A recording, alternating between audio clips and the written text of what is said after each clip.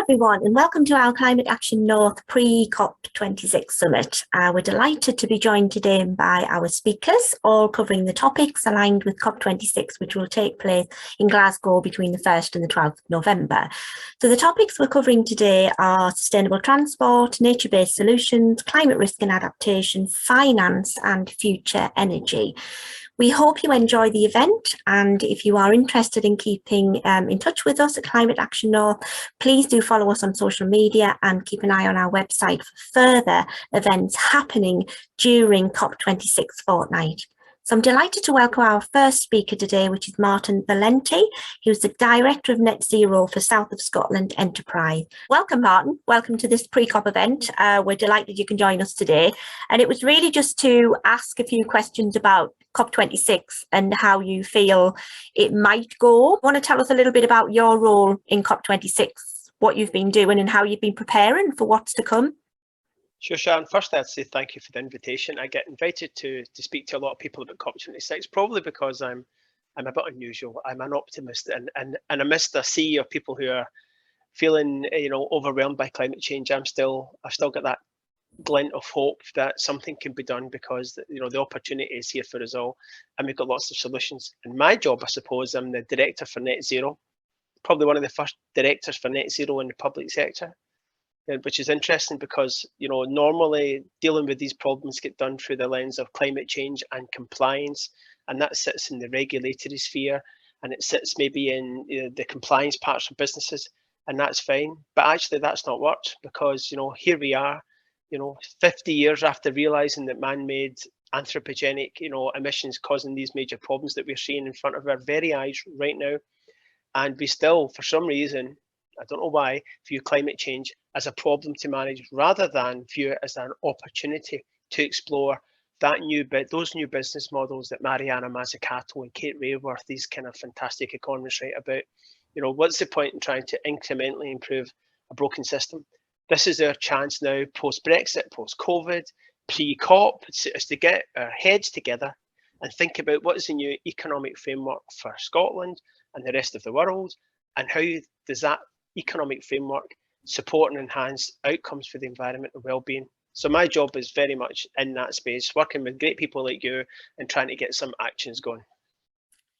Yeah, and that's really good to hear as well. So what have you found, Martin? What have you found the appetite's been like for taking action towards net zero and actually mobilising some stuff? Have you found it being well received, or have you hit a lot of barriers in that respect? I think with anything like this, you will always face barriers. It's the nature of business and innovation. Innovation doesn't always go smoothly. That's the definition of it, is try again. So there's something about having a mindset, and it's something I really want to speak about a lot today, is the mindset has to shift from dealing with environmental challenges as just, a problem that needs to be addressed, because when you're trying to get investment, investors tend not to follow problems, they follow opportunities. So we need to shift the narrative and shift the lens and shift the focus from, instead of looking to find out who's to blame for climate change, which we do all the time, is try and find out who we can partner with to solve it. That's got to be a far greater endeavour from a more enlightened community. It's easy enough just to stand with a placard and say, down with this sort of thing, your house is on fire. But here's the problem, somebody's got to put that fire out. So who's going to do it? Are you going to do it? And if you are, can I help? And then who would we need to help us? That is the narrative now. So the world knows about climate change. Unless you're Donald Trump, thankfully not many of us are, everyone realizes that there's a major challenge in front of us. The world's in a bad place, it needs our help. And the best way to solve these problems is through this opportunistic, entrepreneurial, enterprising mindset. Let's work together, let's leave our gun and holsters at the door and create fantastic opportunities and get on with it. That for me is what I'm seeing, that's what I'm hearing, and that's where I'm going. People who want to sit and chat about how tough it is, knock yourself out all day long. I haven't got time for that. We've only got a short period of time, but we do have time, and let's not waste it by finding who to blame. Yeah, I'm with you there. I mean, I think that's exactly what we say as well. It's about, what can we do to to find a solution. How can we get on with things? We have to get on with things. That's what we tend to do as well. It's really important that people see that ability to move through the gloom and doom. I mean, it is hard. It's hard for a lot of people to accept, but what we say is, can we channel that energy and that disappointment and that fear into real action and tangible action that can be taken quickly as well? So some of the greatest endeavours that's ever happened in our lifetime and our predecessors' lifetime have come from a very ambiguous place. You know, John F. Kennedy didn't say we're going to go to the moon and it might be dreadful. He said we're going to the moon and we're going there because it's hard. And the thing is that when they were making those announcements about leadership, they didn't realise if the moon was going to be something you could land on. They didn't know about the atmosphere. They didn't know if it was going to be a 50-foot deep dust trap where people would just get swamped up. So there's something about leadership that has to be clear and ambitious and inspirational, and that then carries momentum of its own. If you say, well, let's just have a go and see what happens, people will go, well, you know, you crack on. If you say, do you know what, we've got our eyes on the prize here. We want to create for our children and our grandchildren a beautiful new world that has an economic system which doesn't mess up the planet, which doesn't cause, you know, health issues and the opposite of well-being. So there's again, this mindset and the mindset shift in the narrative. So here's my plea for people watching this event, is instead of being paralyzed by fear, be mobilized by hope. You know, instead of looking at climate change as a cliff edge, who's going to jump off a cliff edge? View it as a mountain. Still dangerous, still perilous, but people like climbing mountains. In fact, the higher the mountain, the more excited you get. So we need to shift our lens from looking at the enormity of the challenge and inspiring us towards solving it, rather than being paralyzed by it, going, well, somebody needs to do something about climate change, but actually I can't. Well, of course you can. Every single one of us can. And that is the opportunity here. That's my call to action. Thought I'd get it in early on. Really pleased that obviously COP26 is taking place in Glasgow, because we see a lot of action and a lot of mobilisation taking place. You can see everything that's happening, you know, it's building up. It's building up to be quite a positive, hopeful event. But what might the reality of COP26 look like? Do you think it's, you know, when you're actually there in that arena, what might it look like, do you think? Do you have an idea of what you're going into yet? Yes, I've been to, I was in the COP in Copenhagen, which was set up, supposed to be Hopenhagen, and it actually turned out to be Floppenhagen, because they still couldn't agree on an economic endeavour and an environmental one being the same. What you normally get at COPs, and this is COP26, as the number suggests, there's been 25 before, 24 of them failed. One of them in Paris was successful because they got together and spoke about hope. That's the difference. What do we have to gain from tackling climate change collaboratively? The previous COP says, who's going to have to give something up to address climate change? Your economy is wrong, your businesses are wrong, your system is wrong. You know, everybody should change except us because we're perfect. And that's what you got. You just got combat. So Paris was a difference. It was a completely different narrative. The narrative was all about hope. So in Glasgow, you'll get the zones. You've got a blue zone and you've got a green zone. The blue zone is where the governments, ministers and UN ambassadors and world leaders come, and Joe Biden and the likes will come there, and they'll have conversations. And in the first week, the world leaders are meeting. I think in the first and the first 2 days are really important. And they'll set the scene about, so where are we going? What's the opportunities here? The green zone is just outside it. It's the science centre, is the conscience of the blue zone. So what happens in the green zone is you get civic society, activists, businesses, academia, banks, etc., and everyone else. And the idea, if it works, is this ambition loop. Is you have the green zone saying to the people in the blue zone, you guys need to think bigger. You need to get on with it. Stop worrying about, you know, are the public up for big change? We're ready to go here. We've got ideas. We've got innovation. We've actually even got the finance. I'll come back to that point because that's really important. And then people in the blue zone go, well, it looks like they're up for change. That is what you need. What you get sometimes previously is ministers in one room going, I don't know if we can make these big, bold decisions. The public might not like it and we'll be voted out of jobs. I'm being deliberately provocative there. But that's ultimately what happens is politicians and leaders are in one room trying to gauge what civic society are up for. Civic society is in the other room trying to encourage world leaders to think bigger. So it's this kind of ambition. The reason why I'm so delighted it's Glasgow, apart from being Glaswegian, is that dear green place now, if there's any city that can pull, you know, a rabbit out of a hat, if there's any city that can show how to overcome adversity and be really innovative on its toes and thinking things through as Glasgow and the people of Glasgow, and what Glasgow stands for in Scotland. It stands for this place that just constantly evolves into something that the world needs. So the big opportunity in Glasgow is the green zone, and everything that happens outside that green zone, let's call it the tartan zone. Everything that happens in Scotland, including at your conference, people need to be seeing this drumbeat of hope, this drumbeat of people saying, do you know what? COVID has taught us that we need to rely on each other more than we've ever done, which is unusual, because, you know, there was a tendency for selfishness during COVID. Some people were going, yeah, you should stay at home so I can go on my holiday. And you're thinking, that doesn't make sense. So there's something about COVID's taught us a few lessons, taught us about how important things are and how unimportant other things are, right? Such as nature and well-being, and family and friendship, and capacity to have conversations and so on. That's really important. Let's not forget about that. Let's not forget about nature, who bailed us out of this problem when deers were running through the estates, and it's just been fantastic. So we need to focus now. And this is the big, exciting part of it. You and I, you know, will never get to be in this position again, Sharon. Never. This is the last chance saloon, to quote John Kerry. This is the chance where all of the stuff you studied and all of the stuff I've studied all of my life, and everyone on this, your collective today, I'd be thinking, this is everything we've done has come to this point. We can't shoot ourselves in the foot by presenting at Glasgow as a nation who's weak, who's not really sure about the future, who's scared of change, who doesn't understand that disruption is coming and doesn't want to be part of it, who looks to see who to blame for climate change rather than look to see who to partner with. So that is the big hope for me, and I'm delighted it's in Glasgow. If it was in any other city, would that happen? Possibly, but definitely not as good as Glasgow. There's something about Glaswegian culture which is just very much, let's just get on with it. So I'm really, really delighted about that. Yeah, we are too as well. We are too. So thinking about post COP26 then, Martin, because obviously this is what I always think of, you know, we're very good at whipping ourselves up into a frenzy and getting ready for stuff and being able to deliver stuff.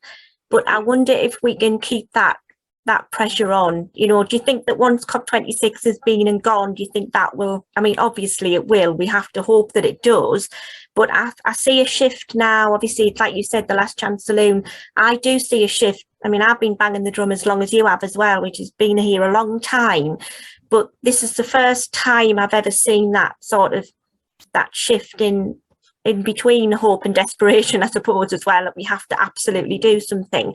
But I'm just hoping that, you know, what happens in Glasgow, it fires everybody up and we keep that pressure on and we sustain it going forward. I mean, is that what you're seeing as well, that positivity that will go beyond COP26? I do indeed. In fact, November the 12th is the kind of last day, the kind of washing up and stuff. That's when it starts. Because what happens after that is that we will hopefully have a new global agreement, a Glasgow agreement, if you will. A people's, you know, agreement, which is really important. You'll suddenly have a new narrative. You'll have, again, partly because of COVID, partly because of COP26, but mostly because of the world has woken up to the opportunities from the climate revolution. For years, they've been frightened by the problems, which is why we've not actually done that much and got that far. But now, economists and financiers, and this is going to sound dreadfully rude, but they've suddenly gone, oh, hold on a minute here. What if we can maximize opportunities from this transition to net zero? And what if we do a just transition to make sure that we don't throw the baby out with the bathwater? And I'm noting your accent there. You've maybe come from a similar place that I grew up, as there was mining villages and stuff. And when the world decided that you don't need coal, it's bad for your health, we'd say to them, well, you guys can leave. And they did. But when they did, they left major social, economic, environmental decline. They ripped the heart and soul out of communities, the cultures of communities, the prosperity, and not to mention the pollution, right? So that's just been terrible. Let's not do that again as a society. Let's make sure that those sectors who have still got a fossil fuel trajectory, let's, rather than say to them, like some would say, you need to leave, like Greta, for example, let's not say that. Let's say, you need to change. We can help you change, and we'll give you social license, and we'll help you understand that your way of working there are other ways to do it, which is actually smarter and cleaner and greener. So it's the transition to net zero, not the we like you, we don't like you, because that's an unjust transition. So the just transition piece is quite unique in Scotland. The UK government aren't speaking a lot about it. I think they'll regret that. So the Scottish government and Scotland and COP26, there'll be a unique identity about Scotland has this narrative for a just transition to net zero. Let me tell you why that's really important. The US is over here, Joe Biden's coming over, and John Kerry and Mike Bloomberg. So exciting. They're coming to our country. And what will they see? Will they see a nation on its knees crumbling under climate change? No. We'll see a nation on its toes, looking at ideas, looking at solutions, because they need us to be able to give them a playbook for a net zero transition, because a lot of America, it's 50-50. Donald Trump hasn't gone away, right? So that could, Joe Biden doesn't demonstrate in the next 3 or 4 years that a net zero transition is an economically sensible one, he'll be gone. Trump will be back. The world will go back to square one, like a snakes and ladders board, literally all the way back to square one. That's the most catastrophic thing I could think of, because we will never have, we've got like 7 or 8 years to do something seismic. And so we can't lose a minute. That's my point. We can't lose a minute discussing, does gravity exist with people? We just haven't got the time to do that. We need to focus. So Glasgow will give Joe Biden and those countries who have got a transition, a just transition playbook. So really, really exciting. Yeah, and I think, you know, going back to what you said about the just transition as well, you know, we're all for that, because, you know, I work in the renewable energy sector, so I know that we're crying out for people that we need to run those jobs and future jobs as well. And I think one of the talks today is about future energy and making sure that we have that ability to support all those people from that industry into another one. And I agree, you know, we can't completely demonize the fossil fuel sector, because we're using it every day. We have to remember that. But what we do have to do is help those people transition over to a new career in a new, entirely different world that will be powered differently in the future. And that is great. So I think, you know, I think that's a really good point as well. And the just transition is going to be a really iconic mark in the future, I think, of where we're going to. The oil and gas sector get that. The oil and gas sector deal with them all. They get that. So, but the way they view it, and it is funny. This is back to that combative environment. The minute somebody tries to do something good, somebody will come out with a clipboard going, "Ah, it's just greenwashing." I'm thinking we need to stop all that, because what it does do is it stops businesses trying to do the right thing. When I worked at SEPA, we are a regulated agency, so we regulate all businesses to the best available technique. It's called BAT. So every business is operating to BAT.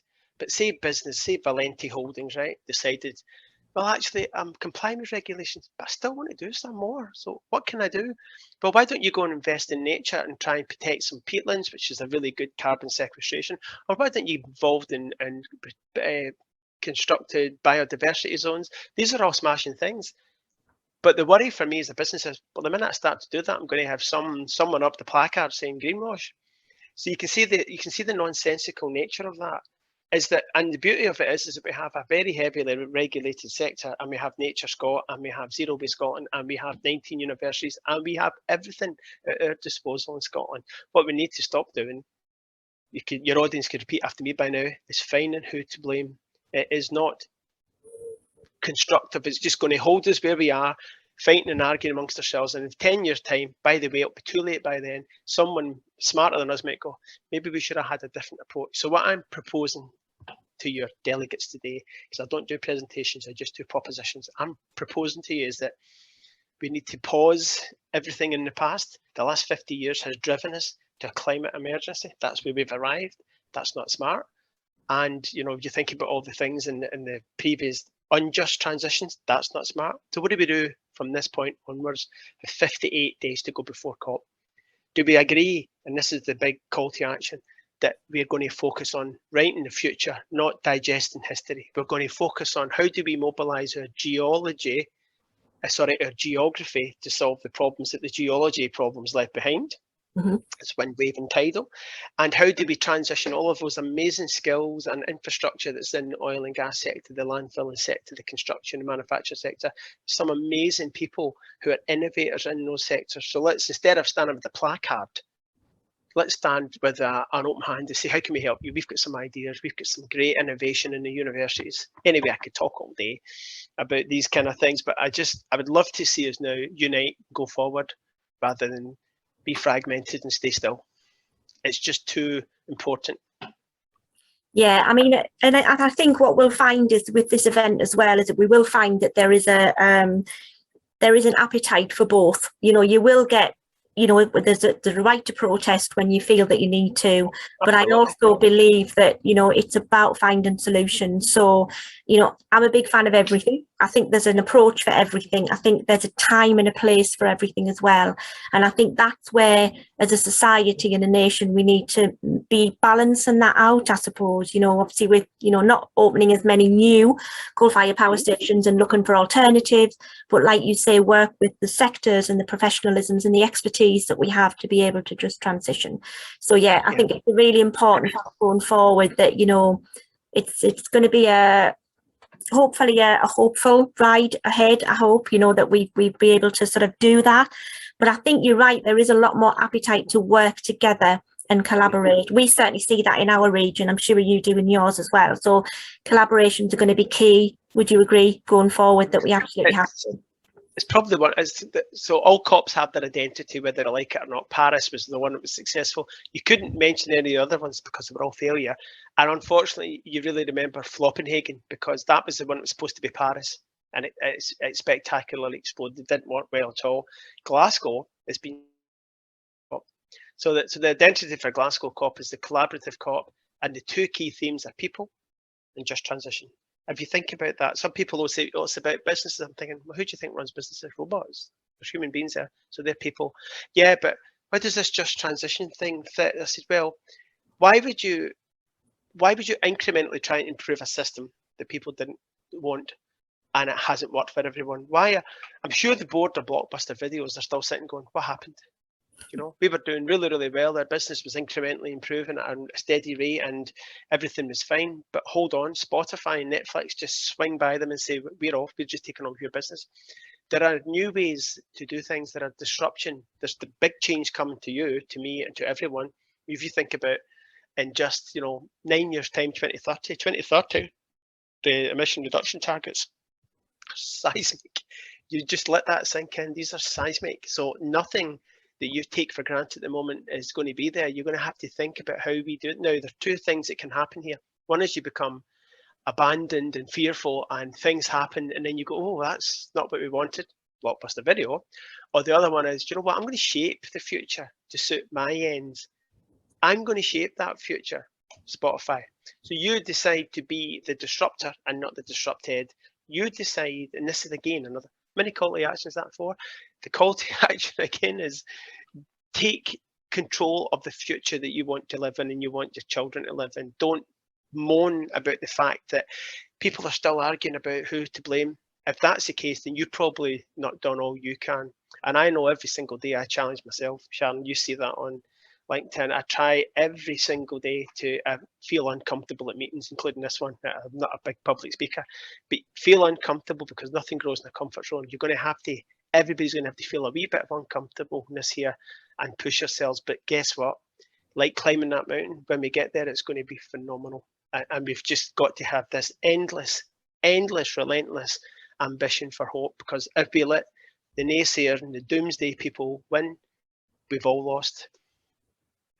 Yeah, and I think that makes us, obviously think differently about the whole of COP26 and what we're going to do. And I like the idea that it's a collaborative COP as well. So that's brilliant. Martin, thank you so much for a wonderful keynote talk. That's leading us into the pre-COP summit absolutely brilliantly. It's been a pleasure talking to you. And yeah, we hope to catch up with you soon. Thank you very much. Pleasure has been all mine, and enjoy the conference, everyone. And remember, this is our chance. This is the no excuse era. We have opportunity like we will never have again, and no one after us will have this opportunity, so we can't waste it. So keep fighting a good fight, and thanks.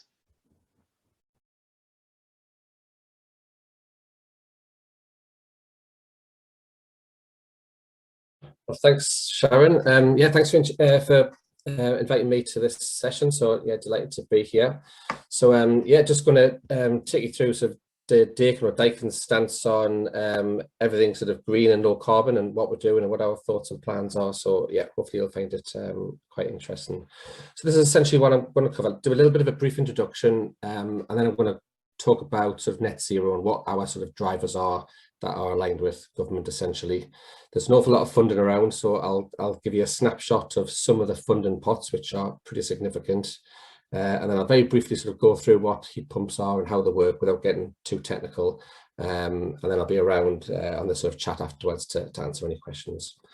So this is me. So my name is Nick Huston. I'm a Future Energy Business Manager with Daikin. I joined almost 3 years ago now. But my background is very much in the public sector, working for local authorities and housing associations in the Northeast. I also spent a couple of years with National Energy Action, like a fuel poverty charity, working on quite a large redress programme.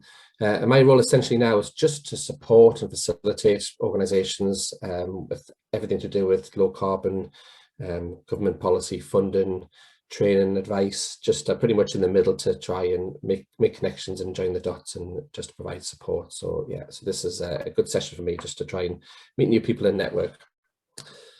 So just very briefly a little bit about Daikin, because they're a very large company that a lot of people won't have heard of if you're sort of not in this sort of market. But Daikin UK are our own part of Daikin Europe, and then by sort of Daikin Japan, so a very large international company.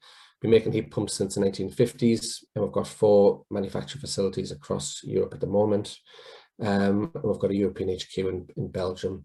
So we're probably sort of joined first with Mitsubishi in terms of market leader in the UK, but we're absolutely European #1 for heating and ventilation. So yeah, very large heating and ventilation company. Unlike some of the competitors, we just make heating and ventilation products. We don't make cars or fridges or electric devices. So that's probably why our name's not quite as well known as some of the other ones. And then in terms of where we're based, so we've got training centres and offices across the country, as you can see with those dots. I've also just launched a new scheme called Sustainable Home Centres, which I'll come to in a little bit, which is quite an exciting initiative. But yeah, so very much across the UK. Yeah, and this is down to the nitty gritty really. So this is what my role and what Daikin's role is all about at the moment, and it's to try and support government's commitment to get to net zero. So we've all got a role to play, but certainly with heating solutions, we say we're pretty much in the middle of this. So as you might be aware, the UK's electricity supply has managed to cut its emissions by 50%, which is great, but there's still a long way to go, and that's because 80% of the homes are still heated by gas. So that's quite a challenge for us. And government policy is really driving this agenda. You'll see lots of terms like decarbonisation, electrification of heat, and there's lots of growth and innovation, which is all good. But yeah, it's still quite a challenge to get all those existing homes off gas onto renewable heating systems. So we are going to see a phasing out of fossil fuels. There's a few new policies and standards, like the Future Home Standards, starting to suggest dates. So 2025, for example, for new build. After that date, there won't be any new gas boilers fitted. And we've got our own Energy for Change campaign as well. So you can just literally Google that and you'll see all sorts of stuff coming up on our website. So yeah, we've definitely moved away from just selling heat pumps in a box and leaving you to it. We're very much a key partner these days and a key driver in this industry. So yeah, you'll hear about what we're doing in a minute. So Boris Johnson, as you might have heard, last October announced his 10-point plan, and there was one point of that was particular interest to us, and that was where he mentioned 600,000 heat pumps. And that was quite an ambitious target from government. You'll see in a second where we're at the moment, but the market is generally around sort of 35,000 heat pumps a year, and Boris wants to get to 600,000 by 28. And I think by 2030 it's well over 1 million. So that's pretty huge growth. And government are doing this not just because they love heat pumps so much, but it's obviously trying to reduce carbon emissions and it's trying to create green jobs as well. So yeah, this is pretty important, this 50,000 new jobs by 2030. So there's lots of added benefits. Obviously reducing carbon emissions is great, new jobs is brilliant, heat pumps absolutely reduce energy bills and help alleviate fuel poverty. So there's lots of benefits and wins from this kind of initiative. So we're definitely in the right track here. I just mentioned the sort of number of heat pump installs. So this slide just demonstrates where we're at, where we've been. So in 2019, there was just under 23,000 heat pump installs across all manufacturers, not just Daikin. 2020, the projection was 35,000, which even during the pandemic was still managed to hit. The industry hit. And then 2021, this year, it's expected to double, and it will double as well. I think all manufacturers are saying record-breaking months in orders. So we're already on this growth projection. By 2030, you can see it's over 1 million. And then if you put in Boris Johnson's 600,000 by 2028, you can see how rapid this growth is. This chart just shows the same figures, but it's just split out to show where the growth areas are. So you can see retrofit on grid, all those gas boilers, in new build. So as I said, by 2025, new homes won't be able to have a new gas boiler fitted, have to have another technology in there. So that's where the two biggest markets are at the moment. And then in terms of opportunities in green jobs, as I just mentioned, in 2019 there was just over 500 MCS installers for heat pumps. We've already doubled that quite comfortably. I think the last time I checked we were about 1,200 or 1,300.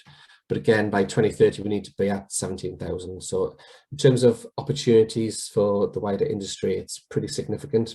So we need lots of new players entering the market. We need lots of existing gas boiler installers. Switching over to install heat pumps, there's lots of new opportunities for apprenticeships and new businesses and startups to enter this market. It isn't just about fitting heat pumps. There's lots of associated benefits, things like surveys needed, energy assessments, advice, EPCs. So there's a whole support and network of opportunity as well. So yeah, exciting times. And certainly Daikin, we've trained several hundred new installers up over the past couple of months, and we're still doing that. And we've got a free training program that we can offer anybody who's interested in looking at this as an opportunity. So funding. Now I've got a whole presentation on this, but I'm just going to summarize it into one slide just to give you a snapshot on the level of funding that's available, which is really underpinning the government policy. So we've got some really strong policies out there at the moment. There's a lot more to come with things like the heat and building strategy. But I've been in this industry for 20 plus years, and it's the first time now I've got really strong policy and substantial funding. It's never quite lined up in the past. So I'll just give you a flavour of the kind of values. Now these are all at different sort of stages. The Green Homes Grant was first, and it's opened and shut since, but BEIS are very much still processing claims. So that in itself was 1.5 billion. Now all this funding is domestic, and it's for energy efficiency measures. So not just heat pumps and heating systems, it's lofts and cavities and external wall insulation. There's glazing in there as well, solar PV. So a real mix of sort of technologies and measures. The local authority delivery, the LAD schemes, there's lots of acronyms as well, as you'll get used to. This is a very much a live scheme that's sort of on site now. We've had 3 phases of it up to now, of a value of 500 million. So this has been allocated through the local authorities directly for either social housing properties or private sector or own occupiers. It's very much across all tenures.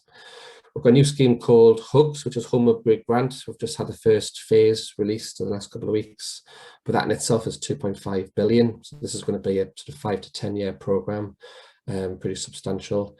We've got a sustainable warmth competition, which again is applications have closed, but that's currently being assessed. So that's 350 million. So another large pot. And then we've got 2 huge funds with social housing decarb fund and public sector decarb fund. One's, as it says, is aimed at social housing properties, and it's 3.8 billion. And the other is a public sector fund for local authorities for things like schools and health buildings, and that's 2.9. We've actually already allocated 1 billion of that already. And then we've got the replacement for the RHI, the Renewable Heat Incentive, coming in April. Now the rumour is, it's a pretty strong rumour because I've been talking to BEIS about it. So at the moment, the Renewable Heat Incentive is paid over 7 years. It's like a 7-year subsidy programme. So you can get payments up to about £10,500, £11,000 against a heat pump install, for example. And that install might cost £8,000 to £9,000. So over 7 years, you'll get all your money back in a little bit more, which is good. The Clean Heat grant's going to change that to an upfront grant, so you don't have to wait 7 years and you get all the money up front. And originally that figure was going to be £4,000, but it's strongly rumoured that it's going to be £7,000 per property as a flat rate. So that's really a game changer for anybody looking at renewable technologies and the need, looking at grants and subsidies. And if you can get a heat pump installed for about £8,000 and get £7,000 up front, and then save a lot of money on the energy bills year on year, it's a bit of a no-brainer. So we're just waiting for that to be finalised and come out. But yeah, that is very much a big game changer. So for businesses, there's less funding. We used to have the non-domestic RHI, which was ran for 10 or 12 years. We're just waiting for a replacement for that, which we're hoping will be in the heat and building strategy. But there is a lot of funding for SMEs out there for all kind of energy efficiency measures. So less kind of values, but there's certainly support for businesses and small businesses in particular. So what is a heat pump? I'm not going to get really technical. I'm just going to give you some images essentially. So this is what a heat pump looks like. So it's a bit like an air conditioning unit that you see on hotels across the country when you go on holidays. But it does obviously the reverse to an air conditioning unit. So the one on the left and one on the right are essentially sort of old and new models. We've just brought out a new range of heat pumps which look like the one on the right. So you can see they're becoming a lot more aesthetically pleasing, a little bit more compact. And this is essentially what it is in terms of the home. So you have what we call like an outdoor unit, which sits on either the back of your property or the side, or even down the bottom of the garden if you wanted to. And then internally, it's really just a normal, what we call like a wet system. So normal pipework, normal radiators, you've got a hot water cylinder and controls. So although you might have a heat pump on the outside, which looks a little bit different to what you might be used to, inside the house, it's very much just a normal heating system. And this is how essentially it works. So it acts a bit like the fridge does. So everybody's got a fridge in their home, and what that fridge does is got a compressor which essentially takes all the heat outside the fridge to keep all your milk and cheese nice and cool. And if you put your hand at the back of the fridge, you'll feel that there's warm air coming out the back, and the heat pump does that in reverse essentially. So obviously in days like today, it's quite warm and sunny outside, so there's a lot of heat in that air. But there's also a lot of heat even down to sort of -5 degrees, believe it or not. So there's always heat in the air outside, and heat pumps are very popular in Scandinavia, for example, where it gets very, very cold.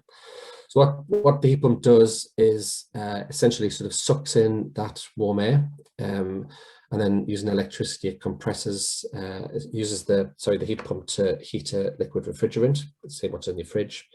And then the heat pump compresses it to make that liquid hotter, warmer, just like you do with the bicycle pump. When you put your finger on the end of it, it gets warmer. And then it condenses it back into a liquid to release all that heat. So all that magic's happening in that unit outside, and then you get essentially hot water coming out the back of the heat pump into your property, and that goes around the circuit through radiators in your cylinder. So that's essentially how it works. So it's very simple bit of kit. There's not many moving parts in there at all. It's very, very easy to fit, which is why we've had a lot of push for new installers, and it's very effective. So generally heat pumps are about 350 to 400% efficient. So for every pound of electricity you have to use to run it, you're getting £3 or £4 back out. Whereas if you had electric storage heaters, for example, every pound you put in, you're probably getting about 70 or 80 pence back out. So not quite as efficient. And just got some images to show you some new products that we've got out, because I say we are moving towards more aesthetic heat pumps. So we've got what's called like a small and a large monoblock. So everything sits in that unit outside. It's really, really easy to install. Heat pumps used to have what we call like refrigerant pipes, so essentially pipes holding the gases between indoor and outdoor. And they were a little bit tricky to fit. You had to have specialist qualifications, but a lot of the new heat pumps are just water connections. So any good qualified plumber can fit a heat pump very easily. And again, in the past, heat pumps used to run up to about 45, 50 degrees. So certainly warm enough to heat the home, but it meant that the radiators were never boiling hot to touch. In some cases, you had to fit larger radiators just to make sure that the home was warmer. But heat pumps are much more efficient to run at higher temperatures. These monoblocks run up to 60 degrees, so it means I might not have to change any radiators at all, and they will be pretty hot to touch as well. Also got what's called a hybrid heat pump. So this is really popular at the moment, and essentially it means that you've got a heat pump and a gas boiler together. So if you've got an existing gas boiler and you're just worried about going full on heat pump, a bit like an electric car, and maybe you're looking at a hybrid car first before going all out electric, it's the same kind of principle. So you've essentially got a heat pump and a gas boiler, and there's a very clever control in the middle of it which decides what's best to use. So you put your electricity prices and your gas prices into that controller, and then whatever time of year it is, it decides whether to use the heat pump or the gas boiler. Generally, the heat pump will work for 9 or 10 months of the year, pretty much solid. So all through the spring, summer, autumn months. It'll only be when it gets to probably 1 or 2 degrees, then the gas boiler will kick in. So it means it's a very efficient system, always getting the best energy tariff, always getting the best use of fuel.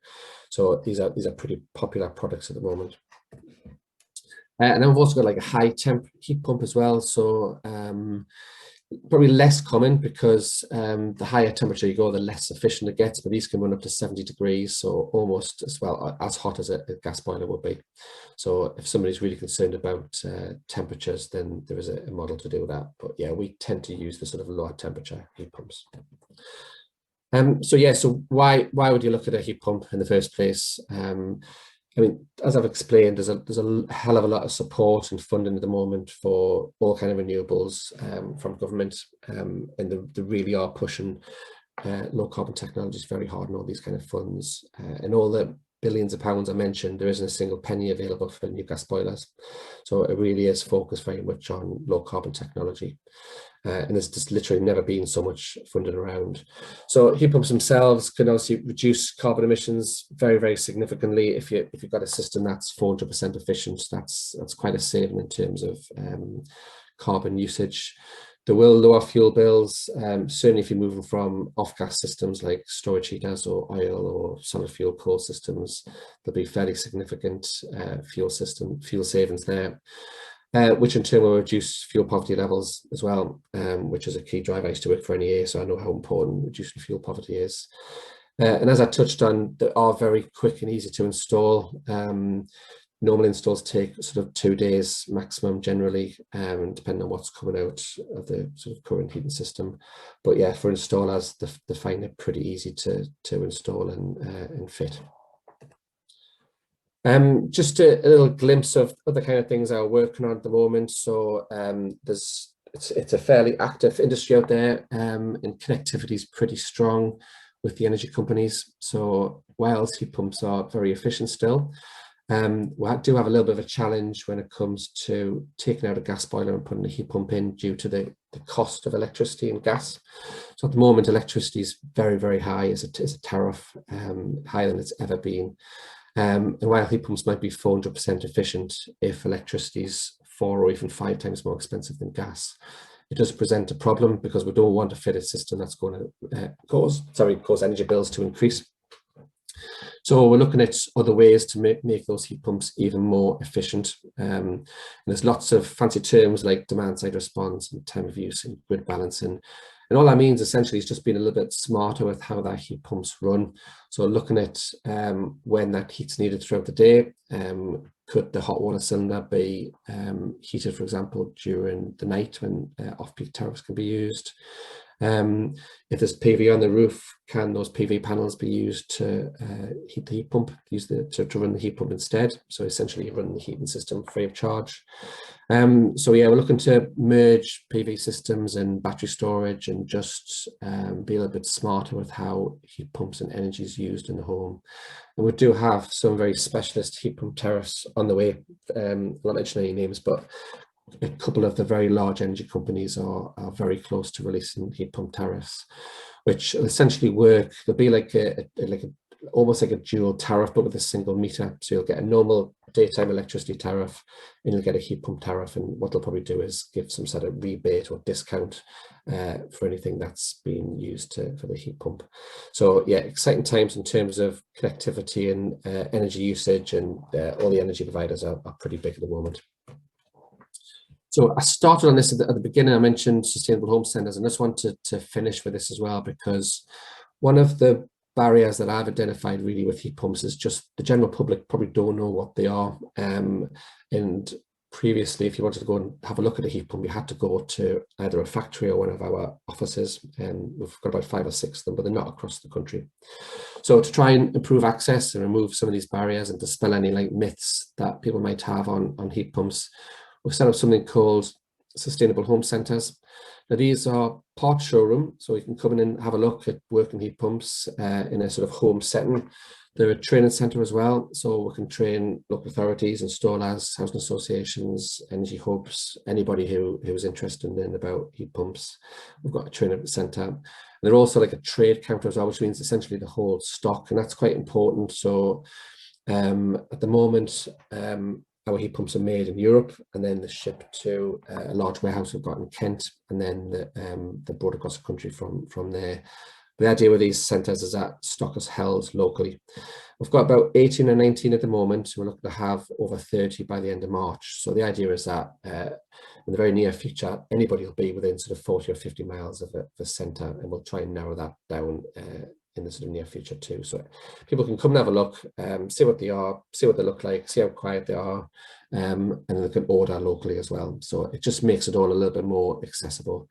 We've mentioned this to Bays as well, and they're really, really keen to have a look, because it hits their model in terms of access and barriers and myths as well. So they're actually looking to do some visits to our centres fairly soon. So yeah, that's quite a new initiative. So that's pretty exciting at the moment. And that's essentially it from me. We do have what's called a Greenhousing Forum. So you'll probably see on all the slides, there's a little logo at the bottom called Greenhousing Forum. And this is one of our Daikin brands for the housing sector. So we've got a newsletter which we do every sort of month, 6 weeks, which I write. We've also do sort of bi-monthly forums. So if you're interested in just keeping on top of funding or initiatives or products or training, then yeah, get in touch and I can get you signed up to the forum. But that's pretty much it from me today. But I'll be around on the chat to answer any questions. But thanks very much.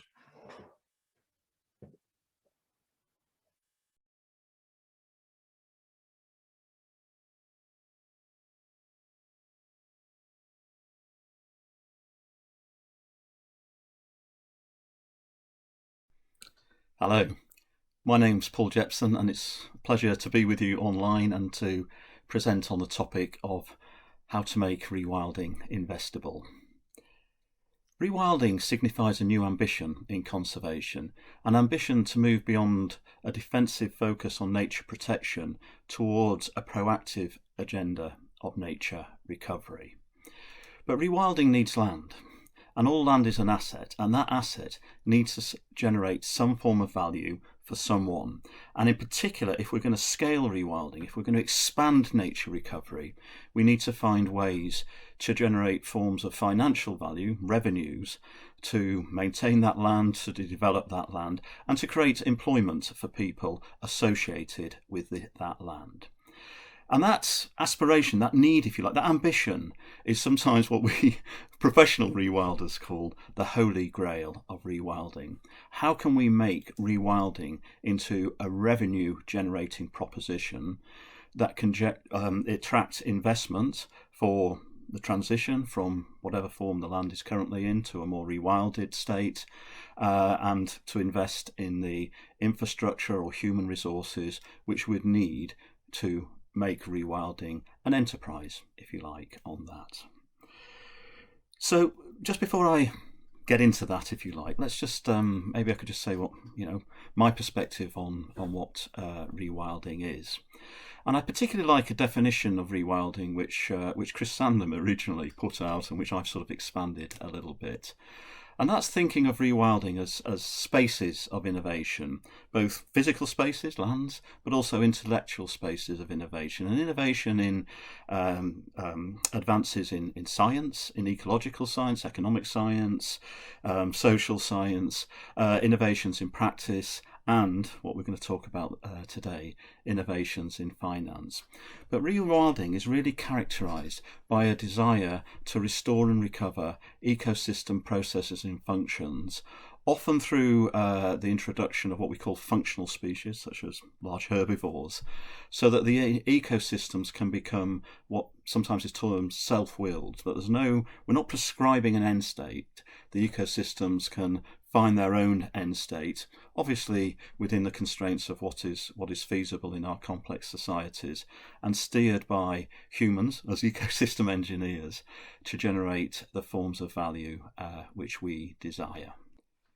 Rewilding is an approach to ecosystem restoration and landscape recovery, and I do stress a approach. It's just one approach which is there, and there is other valid approaches. But it is an approach which is showing promise, or considered to be a very promising approach in terms of restoring ecosystems, enabling ecosystems to re-expand from the rather flattened state we've pushed them into. And it's also considered a promising approach for delivering what are called nature-based solutions. So these may be natural climate solutions, they may be solutions to rural depopulation or the decline of rural economies. And in the UK, a lot of what we're thinking about is how rewilding can offer new enterprise opportunities for landowners who, in the next 3 to 7 years are going to see massive reductions in subsidies. I mean, in particular, the basic farm payment. And a rewilding approach to land management, it's sort of guided by a number of scientific land management principles. And this slide just gives a quick overview of those to give you a flavour. We look at expanding ecosystems on 3 axes, the ability of organisms to disperse across ecosystems, restoring forms of natural disturbance in landscapes, which are really crucial to creating microhabitat diversity or niche diversity on it, and restoring or re-expanding the trophic complexity of ecosystems. And this is often about reconnecting the dynamic interactions between large herbivores or guilds of large herbivores and vegetation, which sort of creates these messy, mosaic, multicoloured landscapes, which then form the basis for biological abundance, biodiversity, and of course humans' engagements with landscape, which are linked to some of the revenue generating opportunities. So that's just a sort of quick overview into sort of an introduction, if you like, to how we see rewilding. But what I really wanted to talk about in this presentation is how rewilding, or the re-expansion of ecosystems, the recovery of ecosystem function and processes, can generate revenues for landowners. And there's really 3 buckets of revenue, or in my mind there is, which sort of create the opportunity to do this. And these are illustrated in this schematic.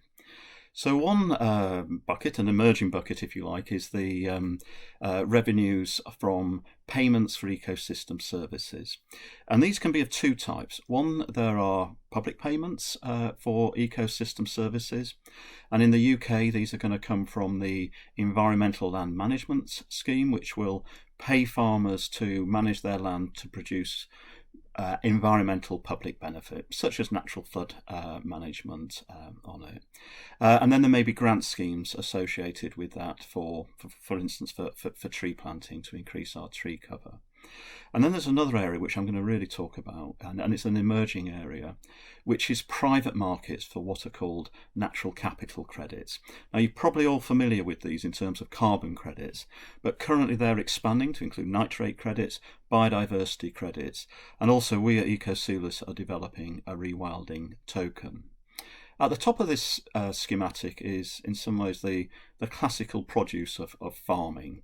It's always been crops and livestock and so forth. And then there are premium markets for some of these products, such as wild meat, which can come from rewilding.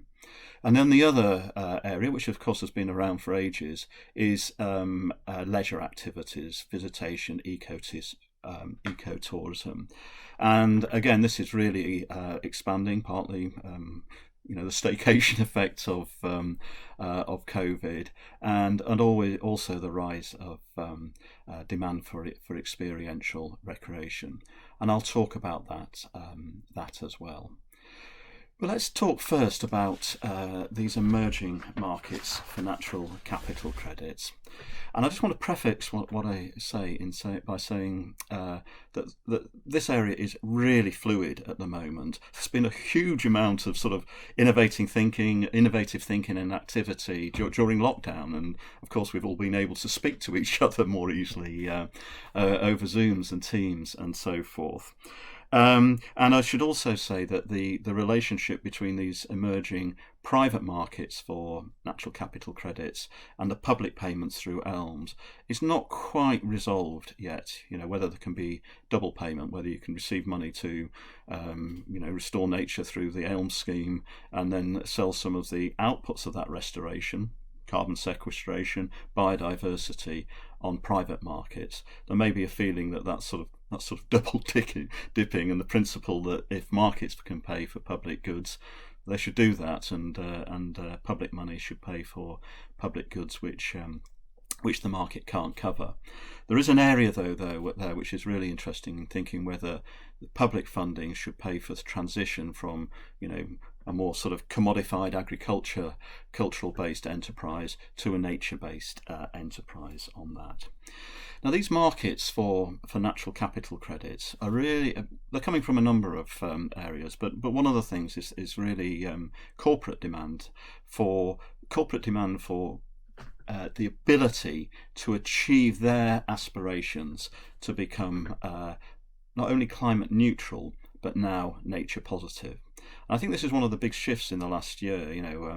Companies, corporations for a long time have been looking at how they can become climate neutral by looking through the supply chains and then looking how they can offset carbon emissions, which is just impossible to do in the business areas.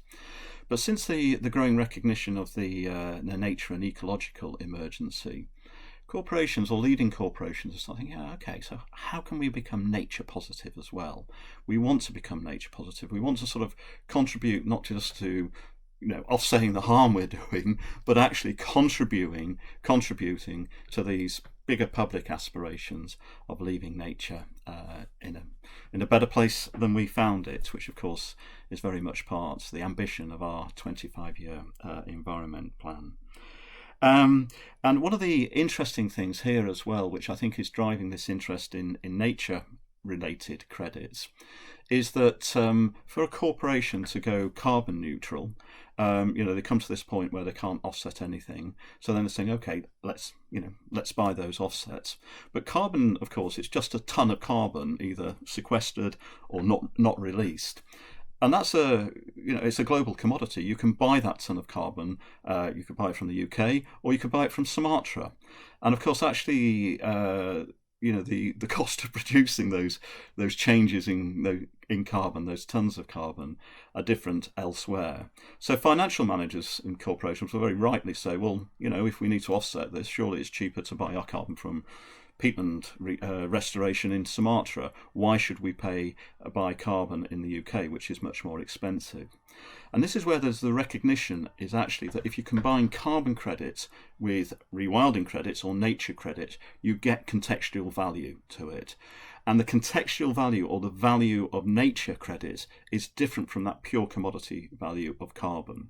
Nature and nature positiveness actually has a value which relates much more to brand value, reputational value, strategic human resource value. And if we can bring the two together, it contextualizes the carbon and then add value to the carbon or justifies that higher value of carbon. I think there's another big trend we're beginning to see. Up until now really, carbon credits and to some extent things like nitrogen credits and peatland carbon credits, they're based on codes and proxies and so forth. And these are sort of okay, but the financial markets and maybe also the corporate buyers are now looking for credits which are based on what we call direct measures of ecosystem change or carbon sequestration. And this is becoming possible with technology because technology is enabling us to better and more cost effectively measure change in carbon, that's the easy one in a sense, and the challenging one, which we're working on at the moment, change in biodiversity and ecosystem integrity, that functional side of ecosystem. And this very much relates to developments in fintech, in financial technology, where if you're an investor and you're investing, for instance, in a transport company, you can now actually get direct measurements of what the fuel efficiency of the vehicles is. You're not sort of relying on lookup tables of if you've got these trucks, it's going to have this fuel efficiency. You can measure it directly. That's the direction of travel, and that's what we're seeing the direction of travel needs to be in this area of natural capital credits, or the nature positive side of it. There. I think there's a third development we're seeing in markets, which sort of relates to that last one I've said. And currently, carbon or markets for natural capital credits more generally, they're brokerage markets where a broker will go to a landowner and say, look, we can assess your credits according to these standards with these technologies, your credit potential it might be, and then we can find a buyer for you, and we'll take a commission on that process. And that can be a little bit, can work very well, but it can be a little bit, how do I know I've got the right broker, all of this sort of business. And now we're moving to transactional markets in it, where there's platforms where you can sell your credits on them. Those credits are often related or recorded on a blockchain-based registry, and this gives much more transparency and flexibility. They can be resold and so forth. So there's some important developments going on in markets in that natural capital credit market. And there is some risks with this, and maybe some of you listening to this sounding, oh, this is sounding what? We're just monetizing nature recovery, or we're trying to monetize rewilding. I'm not sure I'm totally comfortable with that. And I have to say, perhaps I'm not totally comfortable with it, but there is a pragmatism that this is how the world works, that we've got to get investment in it, and investment markets work in this, and of course we live in a capitalist economy. But we need to go into this with our eyes open. And I was really taken by Mark Carney's Reith lectures, which were last year or earlier this year anyhow, whenever they were. And he was really reminding us of important things. First, that value, the markets turn value into price. So when we're thinking about value, there's a price component to it. What is the price of a particular value, a particular commodity, or a carbon credit in markets? But that type of value and values, what are we aspiring to do? They are distinct. So we've got the price we might have in a market, but the values of carbon neutrality,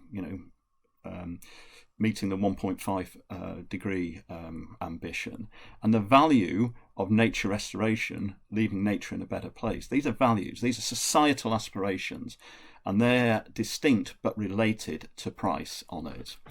But also when we're creating markets, in this case for natural capital credits, we have to understand that creates meanings, it creates forms of public discourse, and these can actually shape our collective morality of judgments of right and wrong. So they're in interplay all the time.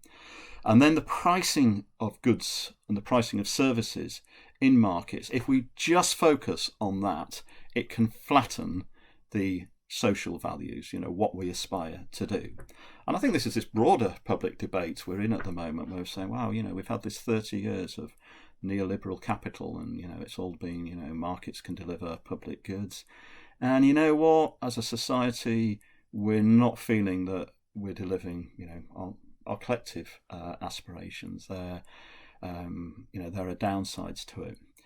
So not wanting to go on about this too much, but the point I'm trying to make is that the development or design of markets, those markets for natural capital credits, and those income streams, and that mobilization of private finance into rewilding, that just thing we've got to do is that, if you're a landowner, many landowners, you need to sell something in markets.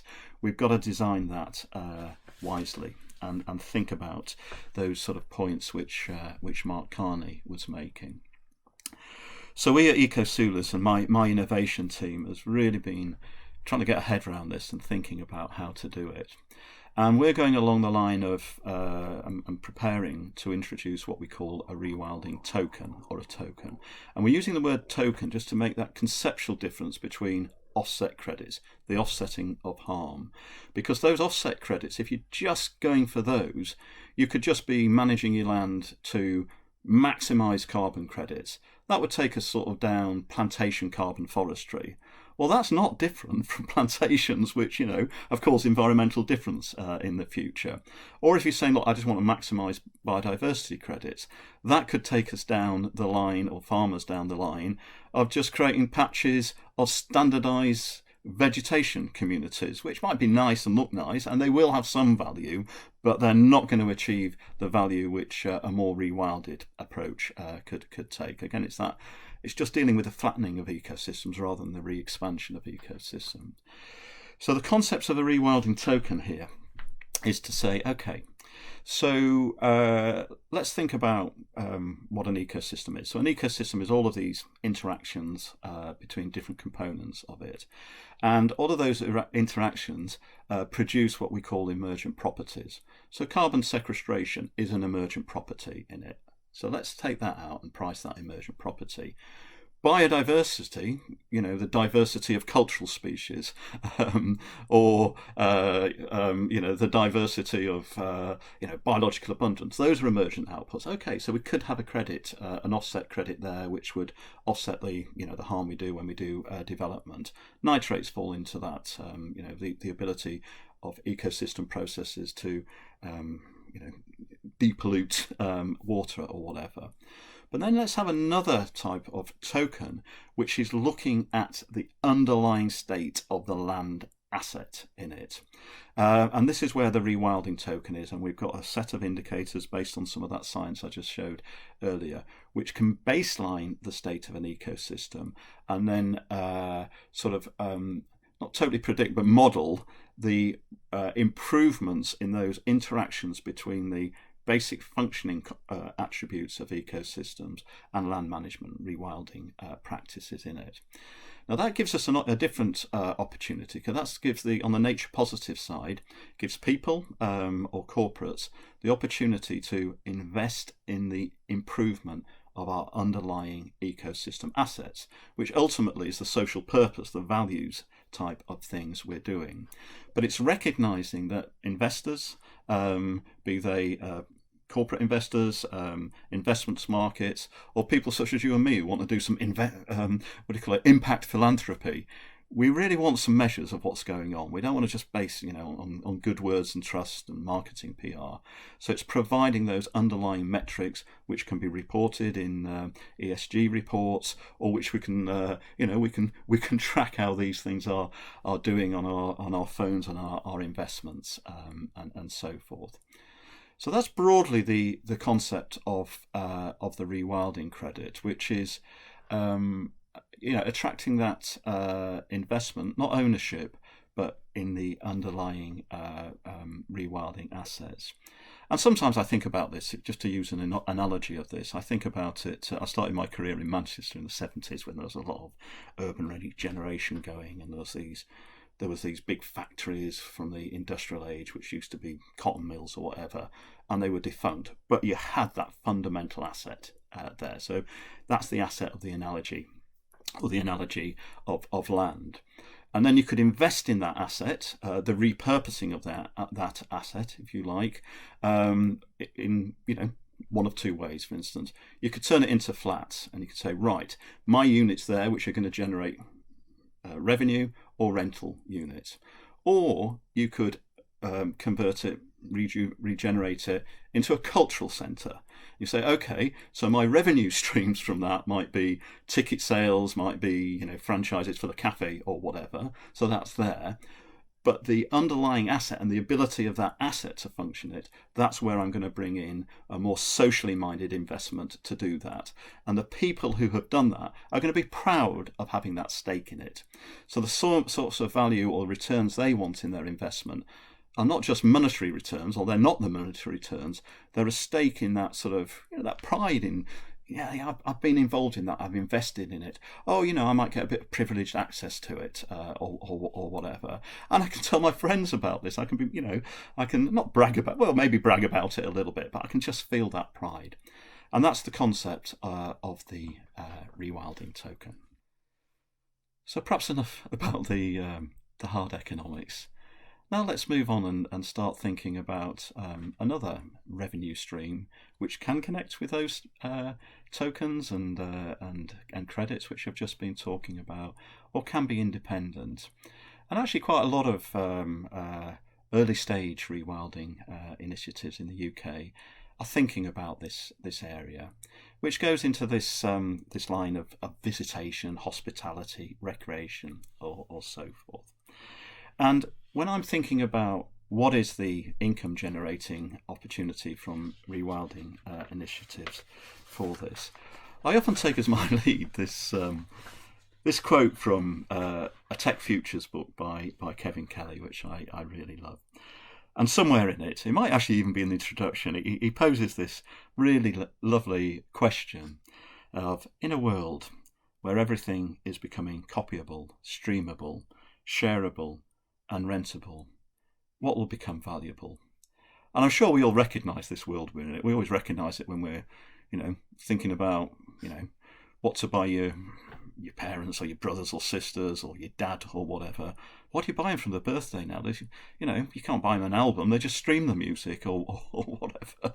It's, what do you buy? And of course, the lovely answer that Kevin Kelly gives to this, or I think the very pertinent answer, is that's what's starting to become valuable in society is personalised, embodied experiences. And I think we recognise this when we look at the cost of, or how the change of that music analogies go. It used to be that an album might cost you 12 quid, 10 quid or something, and going to the gig costs you 25 quid. Now it's, going to a gig will be 80 quid, or going to a festival, it can be several hundred quid. It's the experience where the value is, not the actual product, the album of it. And I think rewilding really offers opportunities, rewilded landscapes for experiences on there. This is what people are doing. But when we're thinking about how we might capture that, there's different areas you can capture revenue in it. But just conceptually, it's understanding that, what is an experience? How do we design or produce experiences and high quality experiences in it? And part of that is a process of assembly. And for me, technology is very much part of this, but it's reducing your input costs, expanding the experience by assembling different things which are already out there, and I'll talk in that at the moment. But fundamentally for me, it's thinking about these, how you can deliver what sort of constitutes an experience. So these are processes of othering. When we pay for something, we want to get out of our normal world. And, for a lot of us, this is getting out of our urban world and our world of standards and health and safety and blah, blah, blah, all of these sort of things, this sort of constraining world sometimes we live in. It's about processes of becoming, becoming more chilled, becoming more skilled, becoming more informed, becoming more social or whatever. Always thinking about how experiences can help with processes of becoming. Process of immersion seems to be very much in trend, if you like, at the moment.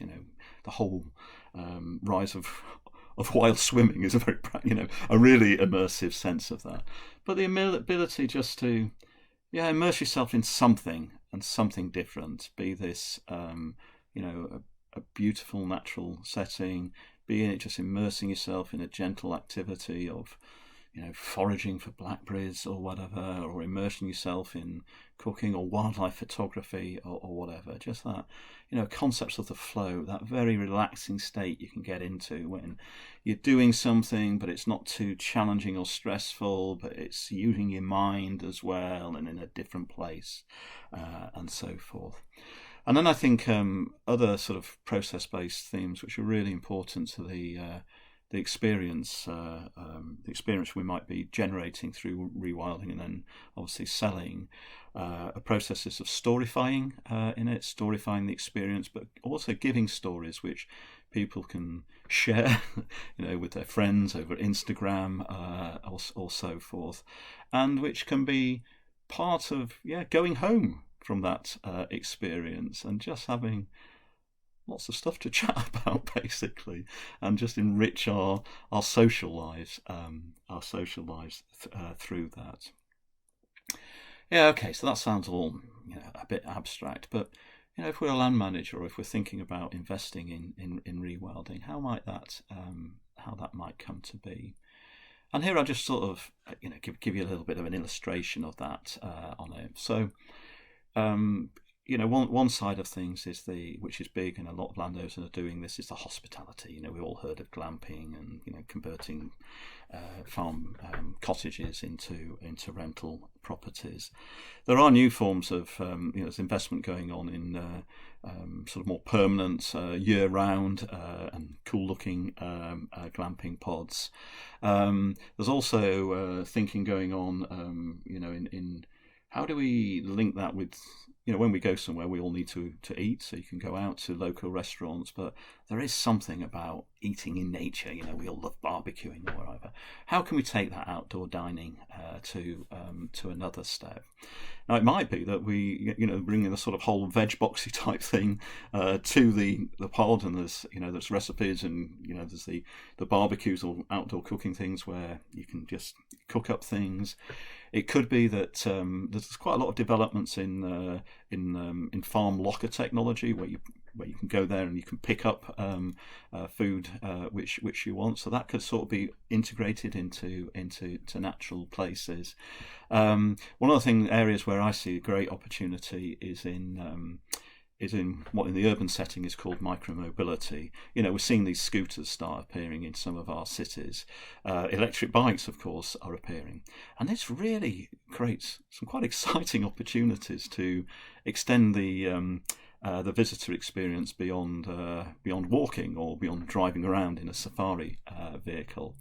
We'll rent a scooter. We know how to do that. There's off-road scooters starting to appear. There's these really nice sort of hybrid mountain cargo electric bikes coming onto the market, and landowners can rent fleets of these and then rent them out. But with this, they can you can start putting self-guided trails onto them. So you buy something to go onto your mobile phone, and that goes onto it, and it takes you around, and it's linked to GPS, so it pings it up. So it's almost like you might go to a gig or whatever, or the theatre, and you buy your program. You can add that to it, but it's a very much of an interactive, self-guided digital program. So I think there's real opportunities there to extend this visitor experience with developments in e-bikes and e-scooters, and that makes it very inclusive. And it also, maybe it's sort of, I don't know about you, but sometimes when you're walking around with a family, you think, oh God, how far is it going to be? And then there's a hill you really want to go up, or you're going down a hill and you're thinking, oh, I've got to walk back up. It's sort of, there's that psychological, well, e-mobility takes all of that out of it. I think going back to those themes of assembly, for land managers working, looking at developing rewilding enterprises, there's a lot of things already out there which you can integrate. There's booking software there, so you don't have to sort of invest in setting up all of your own websites to do that. You just have plugins to do that, and you rent that as a service.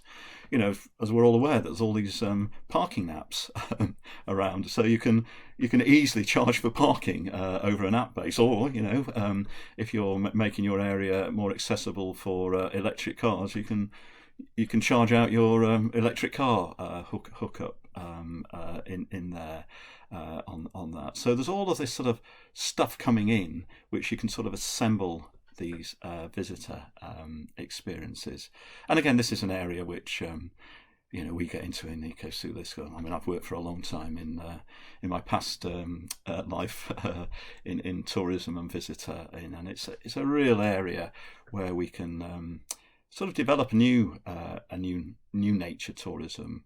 And I think there is, you know, it's nice to reflect on past eras of outdoor recreation. So, you know, in my mind, that started way back in the 18th century when the landscape gardens came in, and these practices of walking through allegorical landscapes and, you know, seeing nature and landscape as a place of cultural discussion, you know, talking about developments in science, developments in technology it would be nowadays, you know, political issues and what have you. Rewilding embeds all of that, or embodies, and maybe embeds, yeah, some of that as well. And also, of course, in those times we had the Romantics, where there was these, you know, there was all about these sort of bodily interactions with nature and the aesthetic of the sublime, which may have been a bit fearful at times, but also may have been, you know, just sort of, you know, spiritual at times.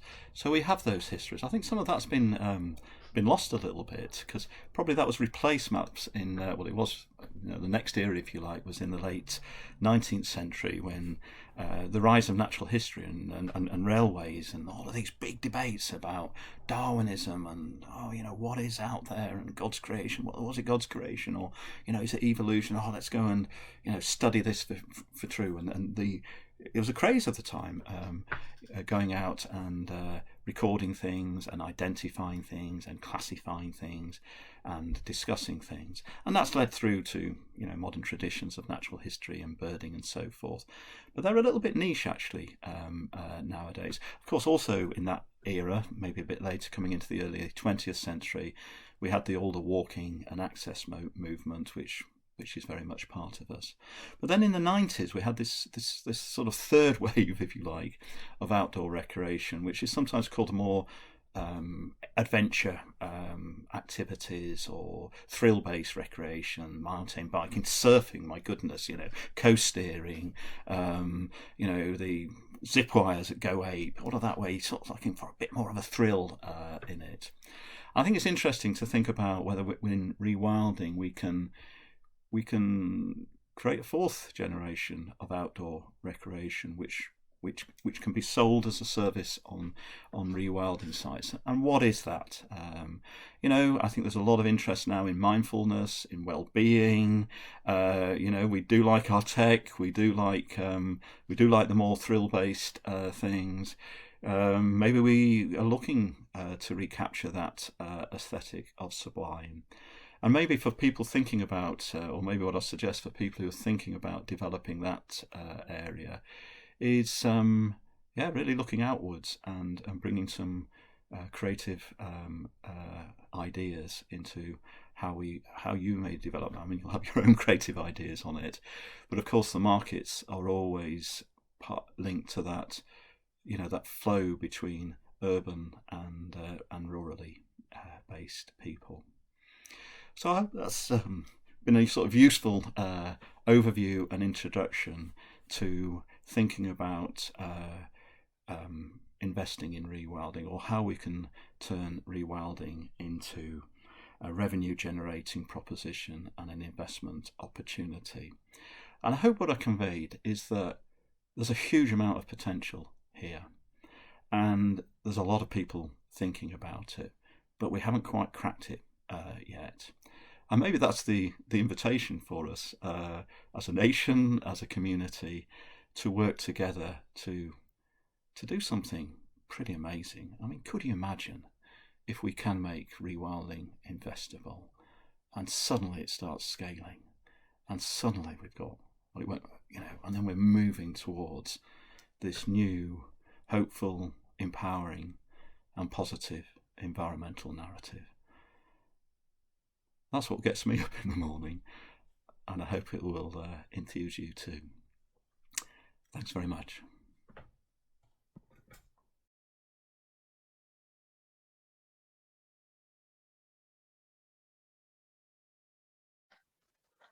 Hi everyone, so I'm James Moore. We're delivering a presentation today on decarbonising transport. I work for Nexus. And this is sort of our roadmap to a more sustainable public transport network that we've been sort of developing over the last couple of years. So a bit about us here. So I work within the corporate planning department and sort of take a lead on the environmental issues. And sort of my goal is to try and improve environmental performance.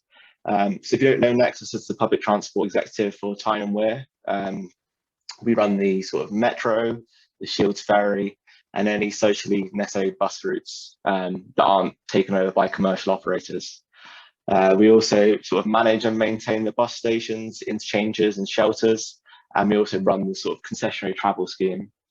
Our role is also sort of develop and promote new travel schemes in the region to try and promote more people to use public transport. And we also provide people in the region with public transport information. So a bit about the actual sector now. So we're going to move on to a sector summary. So how is the transport industry performing? So transport is actually the largest contributor to UK domestic greenhouse gas emissions. It hasn't always been that case. It used to be the second largest. It's now the largest as energy has come down quite significantly. And is now responsible for 27% of emissions in 2019. So quite a sizable portion of our total.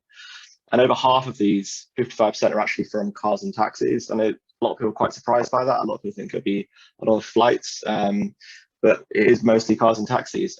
These figures don't include international travel, just for accounting reasons. It's quite difficult. I mean, who's going to take the emissions there? But it's mostly from cars.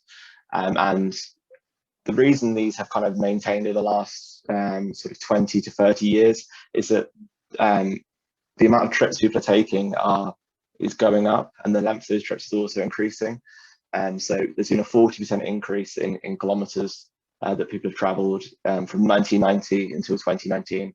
So quite a large increase there. And that's kind of been partially offset by improving efficiencies, but still the transport emissions kind of remain quite high. So moving on to sort of the national policy context, so what is being done in this area by the government. So the UK government has also set a sort of green recovery through this green industrial revolution politicians keep talking about. And it's about how we can sort of rebuild greener through this sort of green industrial recovery. So we obviously have a 2050 target, which is to achieve net zero. That's legally binding, one of the only ones in the world. And leading on from this, there's quite a few different strategies that the government has implemented. So I'll run through these quickly. There's quite a few of them. I've just picked the sort of most high level ones. So we have the clean growth strategy, which is how the government intends to sort of decarbonise all sectors of the UK economy. And then moving on to transport, so we've got the Department for Transport.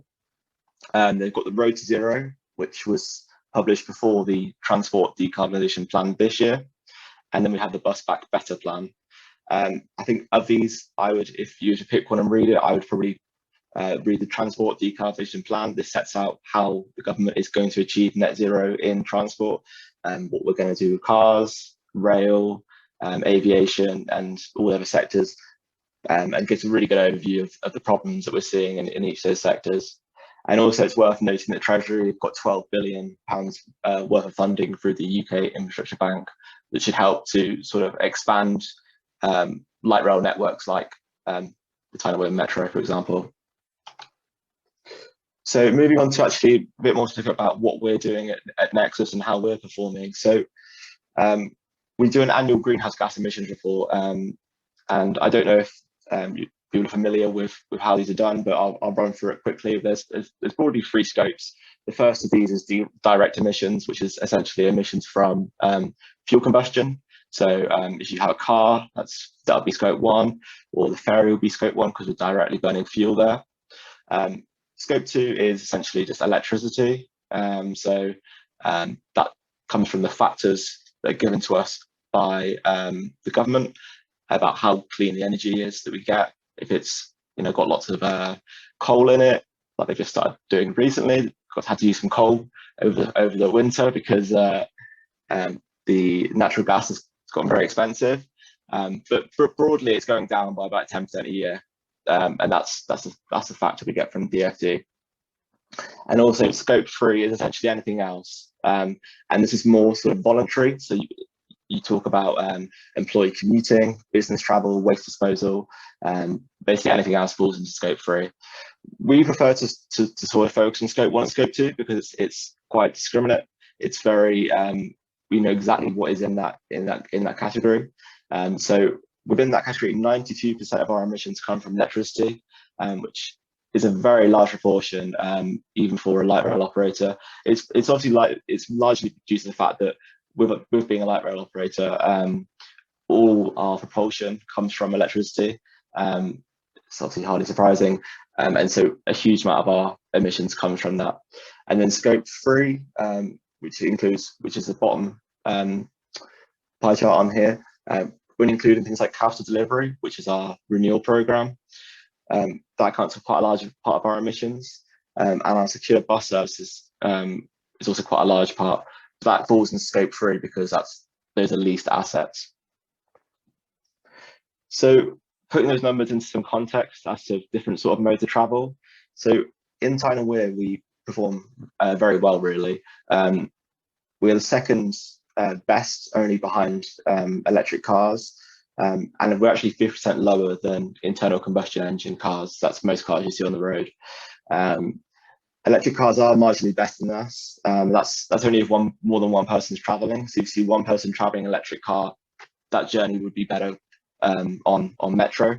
But we expect that once the new metro is introduced with the new fleet in 23-24, with the sizable electricity reductions that will come with that, this gap should kind of disappear, and we should hopefully be number 1 in Tyne and Wear. If we move across to sort of how we're performing against other light rail networks in the country, it's a bit of a different picture. We are one of the worst performing.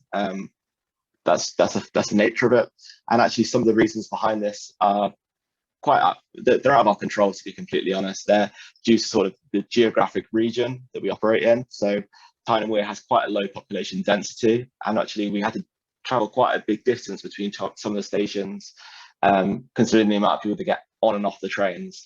So that has a sort of knock-on impact to this, because the amount of passengers that use the metro feeds into these numbers. So if more people use the metro, it becomes more efficient. And it's also worth noting that local policies have quite a big impact in this. So in London, for example, with congestion charges, obviously it's quite expensive to drive a car. So there's more incentive to use public transport there. And that feeds through to these figures again. And I guess the most important factor here is we do have one of the oldest fleets in the country, if not the oldest. It's 40 years old. Obviously, it's being updated in a couple of years, but it's very, very energy inefficient at the moment. So as we progress, that should we should fall somewhere in between DLR here and West Midlands metro. That's what we're kind of predicting once the new metro is introduced. So that's kind of where we'd expect to be, given those sort of geographic factors. So we are obviously looking at sort of improving our environmental performance. And the first step of this was we've developed a decarbonisation plan.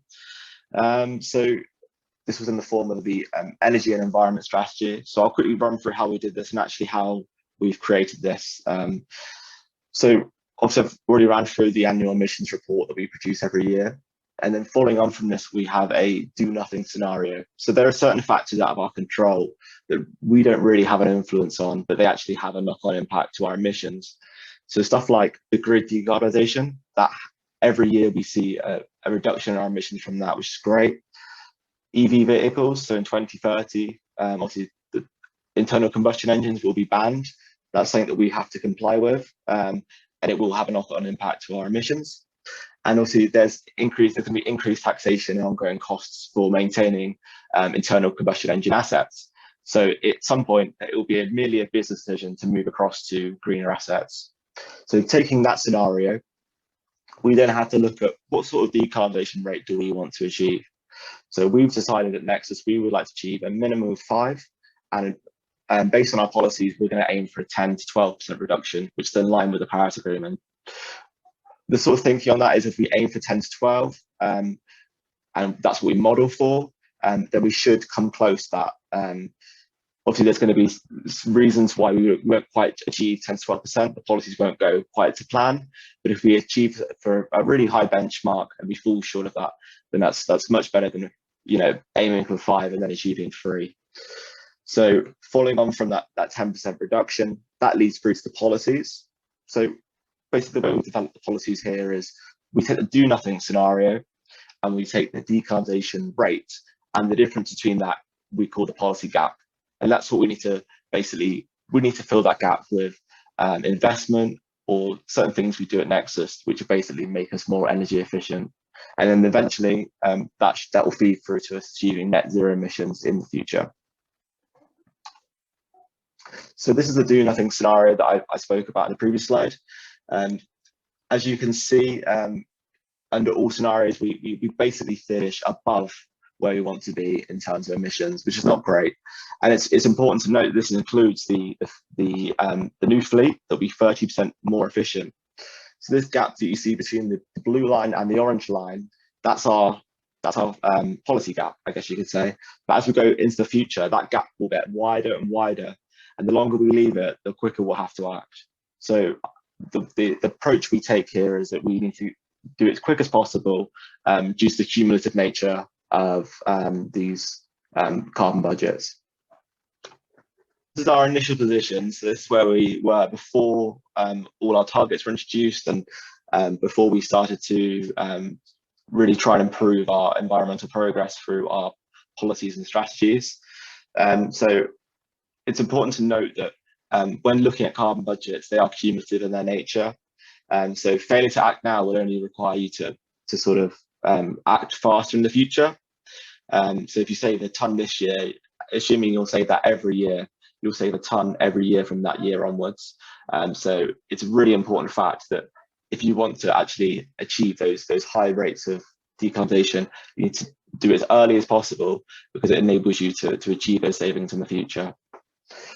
Some of the issues that we had prior are listed here that were sort of brought out in the strategy. So the first one is that we didn't really have the resources to actually deal with the environmental risks and policies that we were looking to introduce. I know a lot of companies have similar problems. They want to introduce policies, but don't necessarily have the resources in-house to do so. One that's a bit specific for us is that the Department for Transport have now started to require greenhouse gas emission reports for any projects that they are looking to fund. So this actually has the potential to derail any major projects, pardon the pun, but there is a potential there for funding to basically be revoked. At the moment, there was a problem with budgets were not really correctly incentivizing budget holders. So I know a lot of companies will have similar problems where one budget holder will pay for something and then another person will pay for the ongoing costs of that. So it kind of incentivizes one person to choose the cheapest, but then the other person saying why are these bills so high.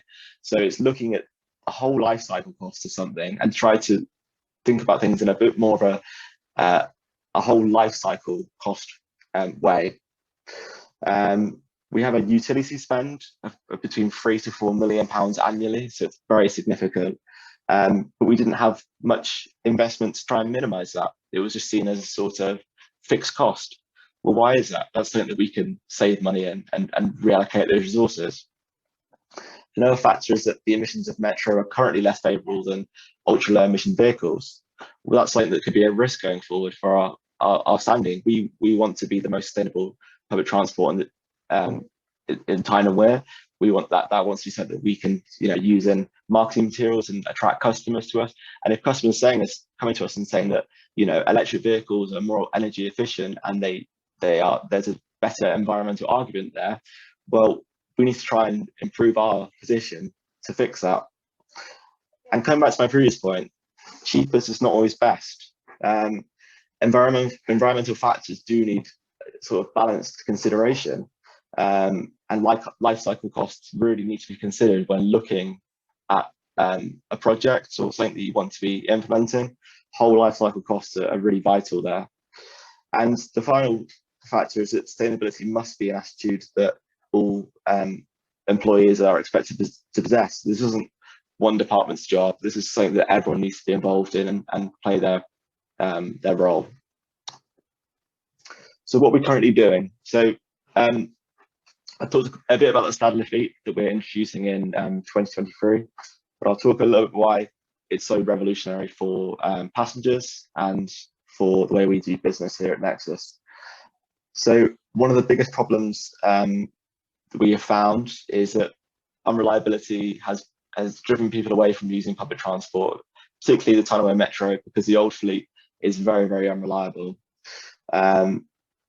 We expect the new fleet to be more reliable, and the journeys that people will take to be more modernized, nicer sort of environment to be traveling to work in or going to the coast in.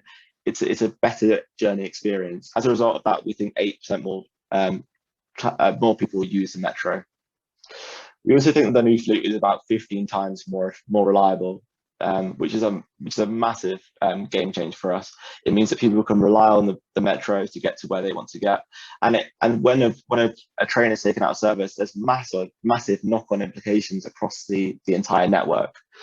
So by having that 15% more reliable, it will sort of make all journeys more reliable, even those ones that weren't affected in the first place. It means that there is a sort of standard frequency of service all throughout the metro.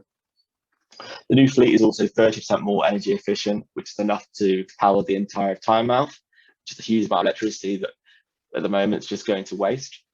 And the batteries on board will allow the metro cars to run for 45 minutes without overhead lines, which is a really great thing for us, because it essentially enables us to look at extensions to the metro line, where we don't actually have to install overhead lines. Overhead lines are one of the most expensive parts of looking at an extension. So it means we can bring the metro to more areas and at a lower cost. So the business cases there are much stronger, and it allows us to sort of reach areas that weren't possible before. It also allows us to run the metro when there's localized power issues. If there's a small section of overhead line that there's something wrong with, we can still run through that. So again, it improves the efficiency of our services and makes them more reliable. And then the final point is that onboard assistance will help to make our drivers drive more efficiently, which is obviously a big factor in how efficient the trains are ran.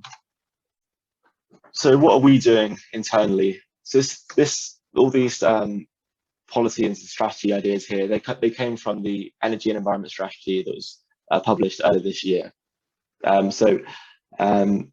Metro Flow is beginning construction in September 2022, and this is looking at basically improving journey frequency and reliability of journey times across the entire network.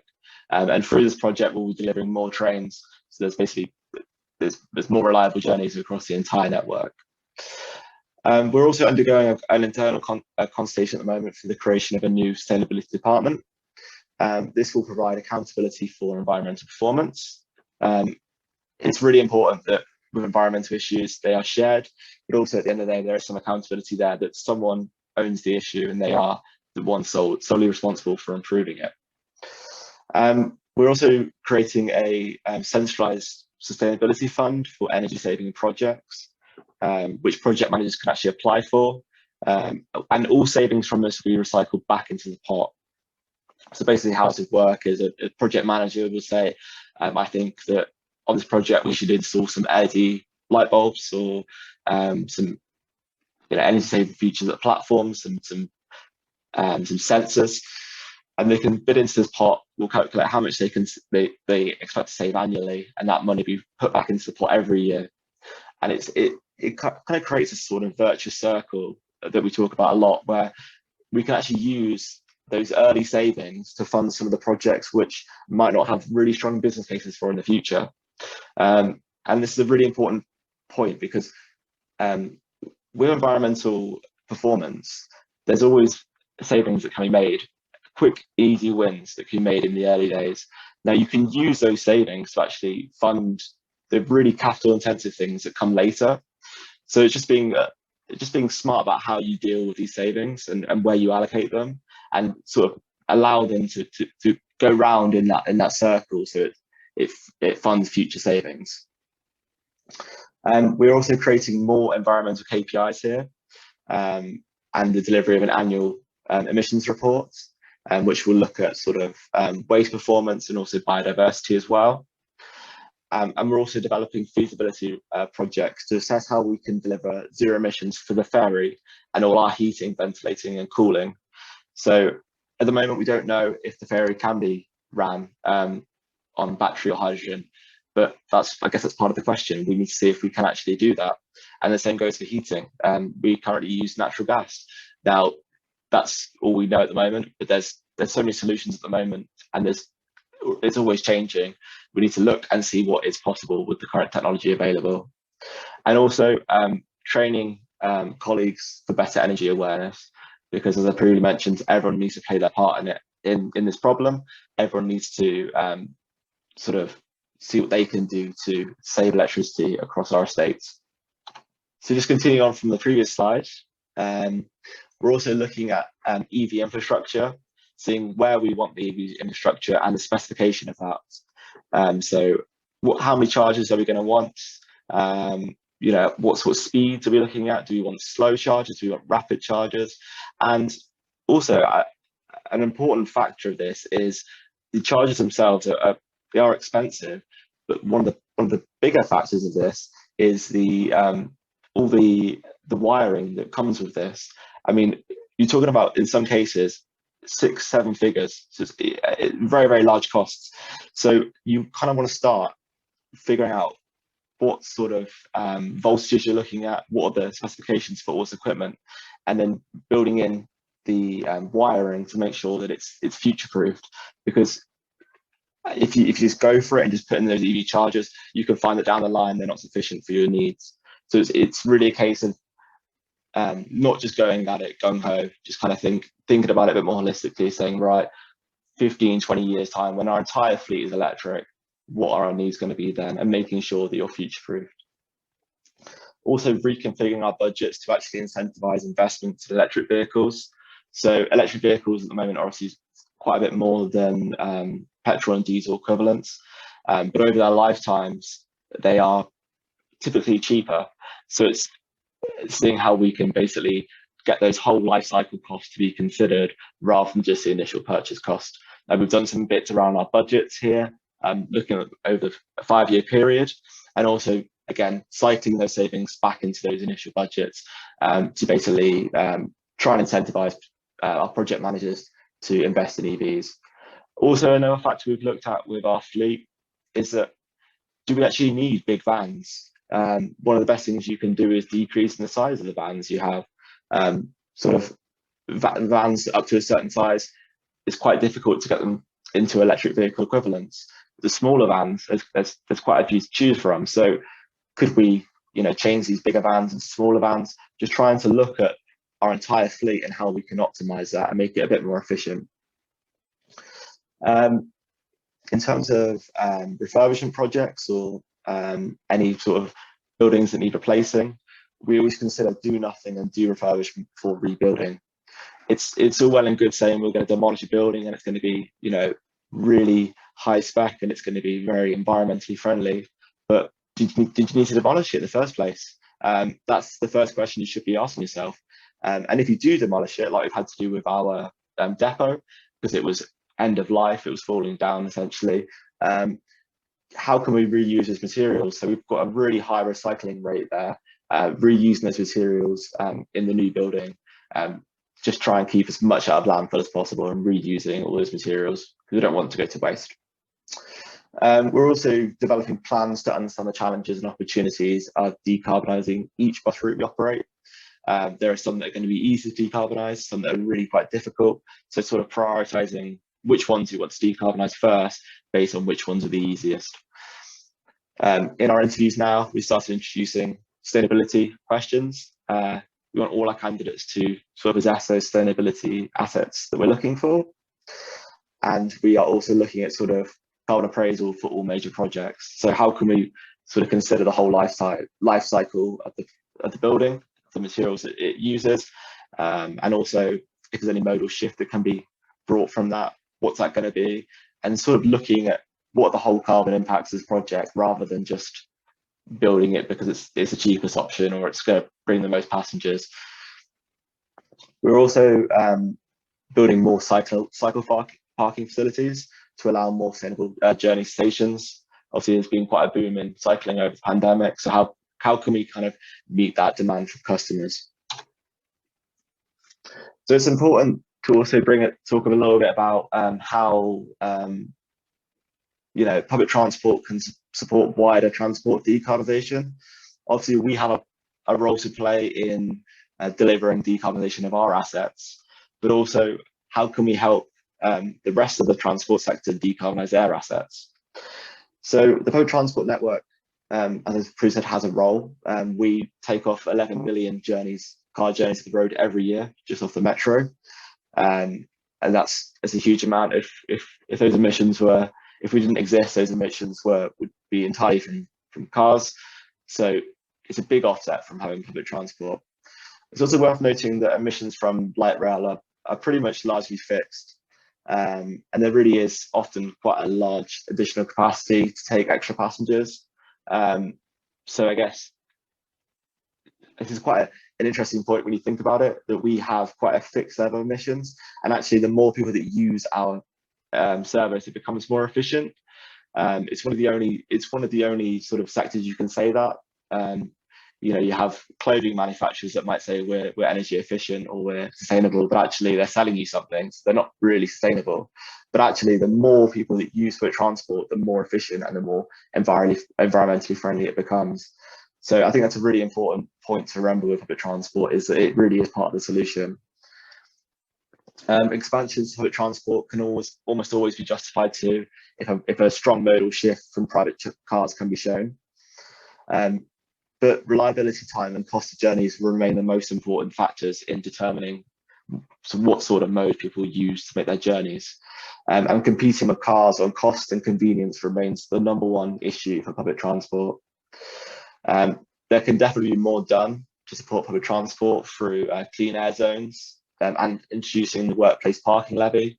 It's the same that Nottingham have done, where basically a levy is placed on parking spaces in workplaces, and all that money essentially goes towards funding public transport. So something like that would really support public transport in the region and would really help us out. So I guess it's really important to consider what the audience can do too, and what can I do to actually reduce my emissions from transport. So I think the first thing is to actually think about the journeys you're taking, and to look at, they call it the sustainable transport hierarchy. And I guess the first thing is, do you need to make that journey? I think that's, the last 2 years has taught a lot of people that we can work from home. Do I need to travel into the office every day? That's a really important factor. But then if you can't work from home, or you think working in the office is better for you, well, can you walk or cycle to work?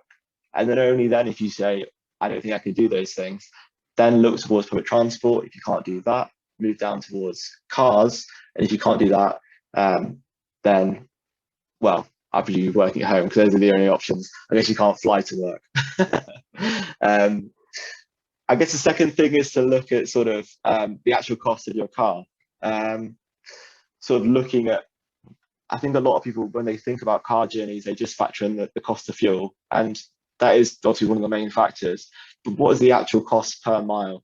So looking at your tax and insurance and maintenance of the vehicle as well, and what is your cost per mile? It might be higher than you think. It might be close to 50 pence a mile.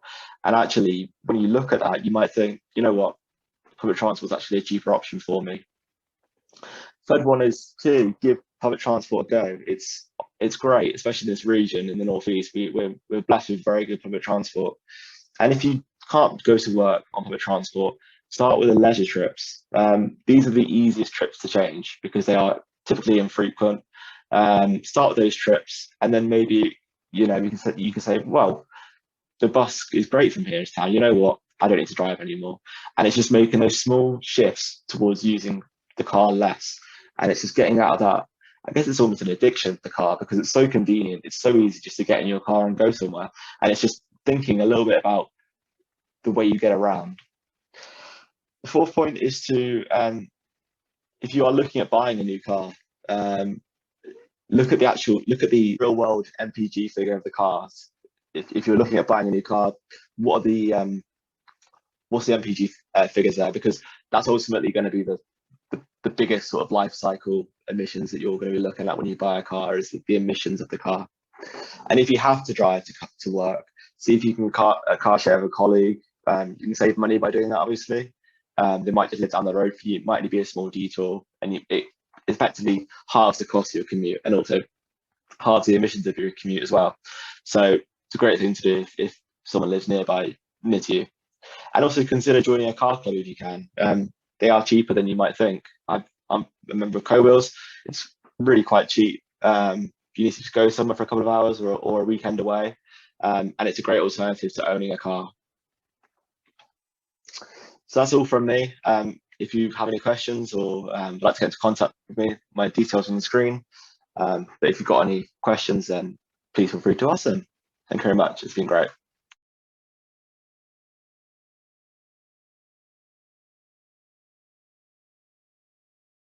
So hello everybody and welcome to this pre-COP summit. I am Martin Baxter. I am Director of Policy and External Affairs and Deputy Chief Exec at the Institute of Environmental Management and Assessment.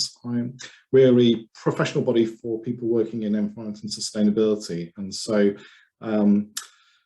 COP and climate change are right at the heart of all of the work of our members, and I'm delighted to be here to speak to you about climate risk, resilience and adaptation. And I'm going to talk about climate change risk, adaptation and resilience. And if you want to get hold of me after the event, I'm more than happy to. You've got my contact details there. I'm going to start, and the obvious place to start is just with the way in which we're seeing weather and some of the real extremes that we've seen in the summer of 2021. So here on my left, at the top left, is the devastation, or an illustration of the devastation from the flooding in Germany, where absolute torrential rain has absolutely decimated parts of the country, and Belgium as well. I could have picked numerous examples, not just in Europe, but also in China and other parts of the world where we're seeing intense rainfall in very short periods of time, sweeping through communities and creating devastation along its way. And below that is just is in London, where we also had flooding, and some of the effects of that were that people couldn't get to hospital because hospitals were affected. So, and then on the right hand side is the heatling, so the extraordinary high temperatures that we saw in North America, with the town of Lytton seeing 49.6 degrees. I think what all of these examples show is not just that we're seeing extreme weather, and we know that with the changing climate, we anticipate and we expect and we predict that there will be more extreme weather events. It's just the way and the magnitude of those extremes is beyond the scale that we imagined at this moment. So the 5 degrees additional,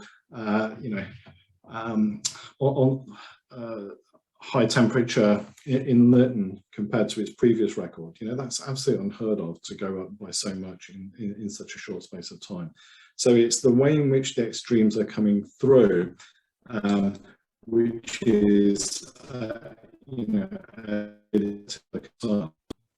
just after these events, we've seen the Intergovernmental Panel on Climate Change, the IPCC, produced what's called its, or the first part of its 6th assessment report. So on the international community, there is a lot of work that is going on in all parts of the world to better understand climate science, and both historical climate scenarios and weather patterns, but also then using that to both predict and project what temperatures we might, and climate and therefore weather patterns we might exhibit going forward. So this is a really, really important piece of work that synthesizes many thousands of climate research projects that have been published around the world into a consolidated report, which is there to inform policymakers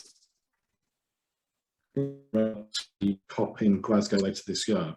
And I think, you know, this is, again, a report that makes very sobering reading. And I thought it would be worth just sharing some of the key messages in this report. So the first thing is that unequivocally, human influence has warmed the atmosphere, ocean and land. And I think it's really important that people recognise that it's all parts of, you know, the world and its atmosphere which are being affected. And particularly, you know, ocean warming really important. That warming is driving changes across our climate system, and that the present state of kind of man-made and many of the impacts on the climate system are unprecedented. So the records that we see are directly related to the changes that we are seeing in the climate system. So not just that we're seeing warming happening, but firstly it's human influence, and secondly that warming is affecting our climate system, and that climate system is therefore delivering more extremes in terms of weather patterns. And I think and that's not just in one or two places, that's in all parts of the world. So whether it's in, you know, Arctic ice cap melting, whether it's in record heat in terms of you know, the heat dome in North America, whether it's in you know, the droughts that we've seen in Australia, you know, these records are all being now starting to be attributed to climate change in a way which maybe there's been less confidence about being able to make this what we call attribution between a changing climate and current weather patterns and weather extremes over time. So I think that this is giving greater confidence to scientists about what is happening and what is likely to happen going forward. So, you know, whether it's heavy precipitation in terms of, you know, rainfall, whether it's heat waves, droughts, tropical cyclones, you know, all of this is what we expect, and therefore what we have to adapt to. And I think, you know, looking at scenarios for how global climate will change going forward is in part determined by our impact on, you know, in terms of release of greenhouse gases into the atmosphere. But under all the scenarios that they look at, whether it's a really rapid reduction in greenhouse gas emissions in the very near future, or we kind of stay on a high carbon path, there is, you know, global warming of 1.5 and 2 degrees will be exceeded during this, is likely to be exceeded in the 21st century.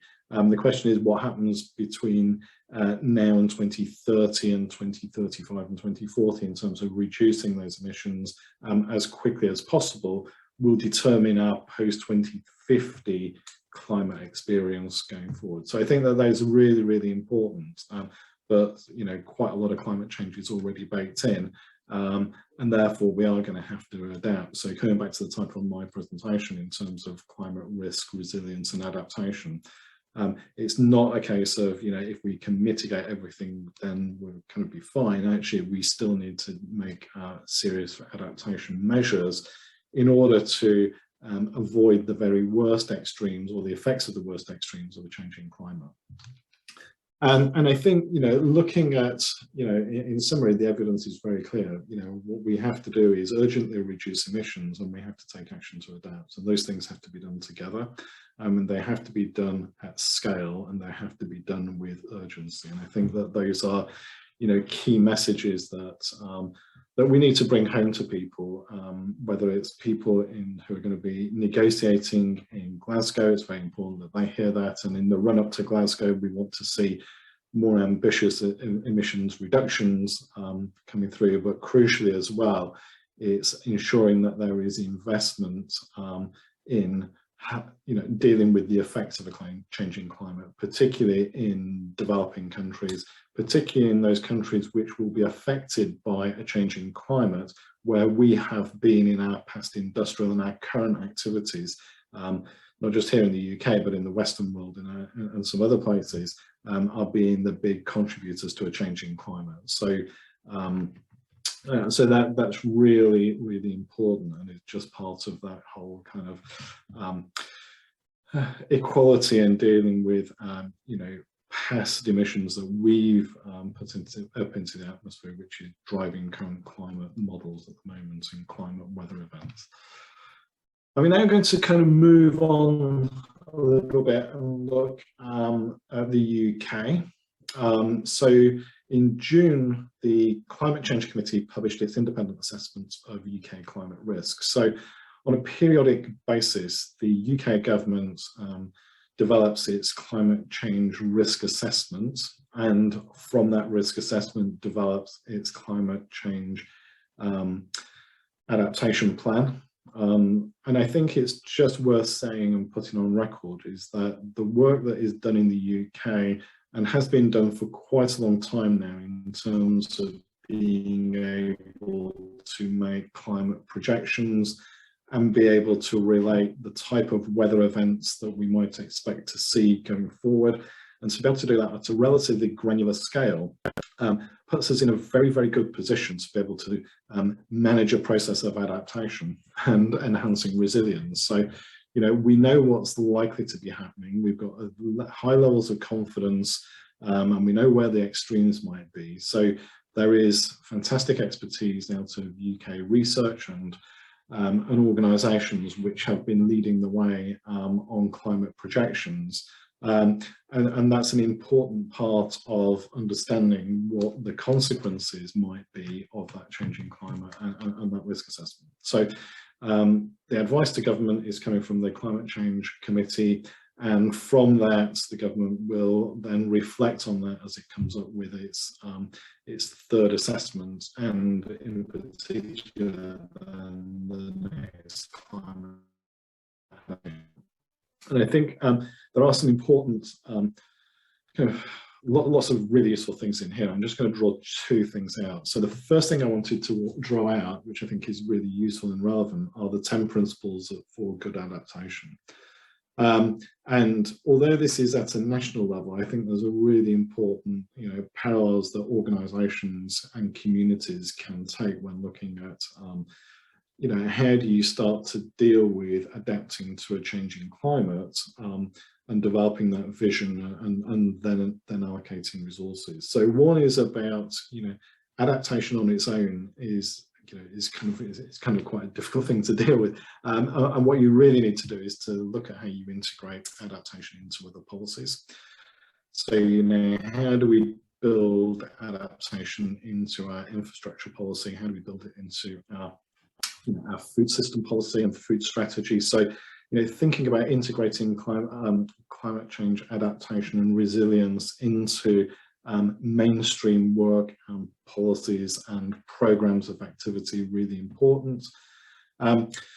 Yeah, the fact is that between now and 2050, it largely doesn't happen what happens internationally in terms of reducing emissions. We've got a fairly clear pathway on the climate risks that the UK will face, and obviously different parts of the world will be affected in different ways and at different speeds and in different magnitudes to a changing climate. But for the UK, it's about adapting to 2 degrees of warming for, you know, when you look at through a lens of now and 2050, but assessing the risk for 4 degrees, because that's really important to start to think about you know, how much flexibility that we have. And I think when we're looking at, you know, in particular things like infrastructure and siting communities and housing and things like that, really looking at extremes is very important.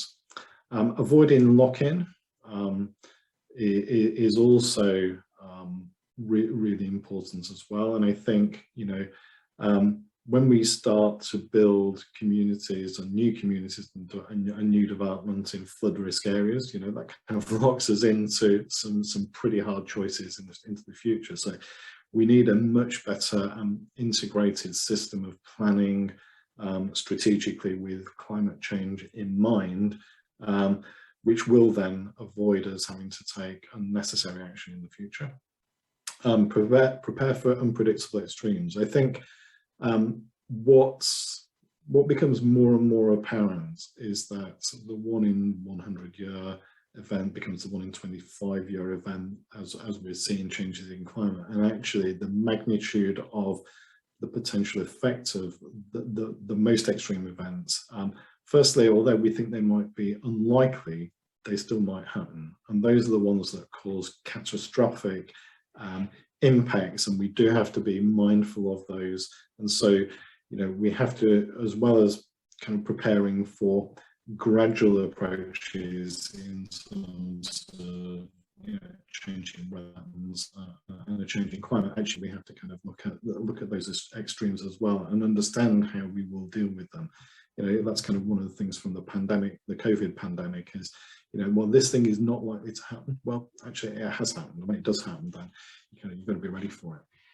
Assessing interdependency is really important. So, you know, when you think about looking at impacts on water, you might also want to start to look at impacts on biodiversity and maybe on carbon sequestration, you know, all of these things. So look at interdependencies, understand threshold effects. So although we might have, you know, changes in climate, the way in which, say, for example, parts of our natural system respond are often on threshold. So if you think about algal blooms in watercourses, you know, when you get to 17 degrees C for, you know, the temperature of water body, then that's when you start to see algal blooms developing and you know, and quickly. So, you know, below that, kind of not really a problem. When you get to that threshold, it is, and therefore, you know, understanding that there are threshold effects that you need to take into account.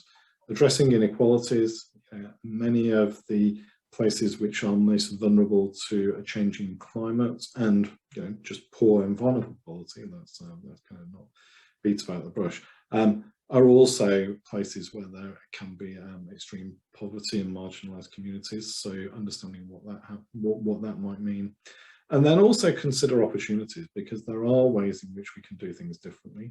And so there are things that, from changing weather patterns, changing temperatures, that make things that we couldn't do before, particularly in kind of farming and growing, you know, can create opportunities. So kind of looking at that in the round. So I think those 10 principles for good adaptation, particularly, you know, for local authorities and public authorities when they're thinking about how they need to respond, can be really important.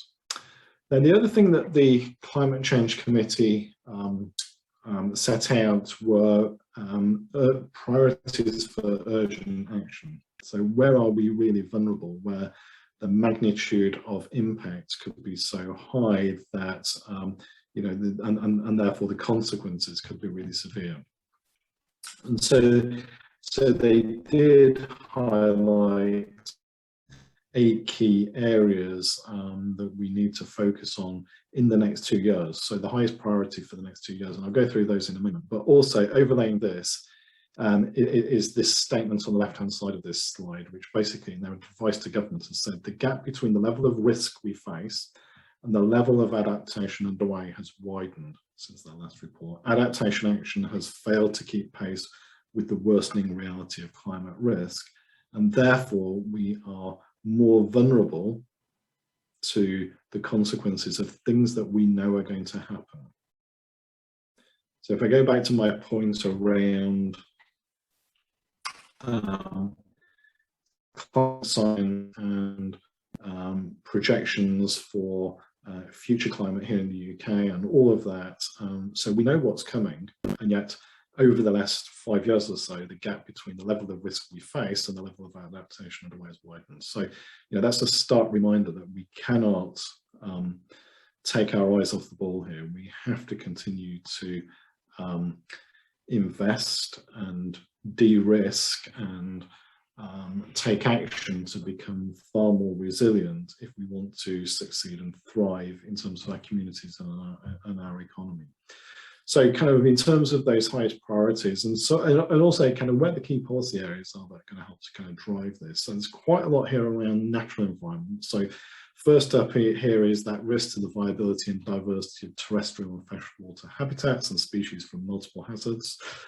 Risk to soil health from increased flooding and drought, so undermining our ability to kind in terms of food production, risks to our natural carbon stores and sequestration from multiple hazards. So again, that could be a flood risk, etc., or the degradation of peatland areas.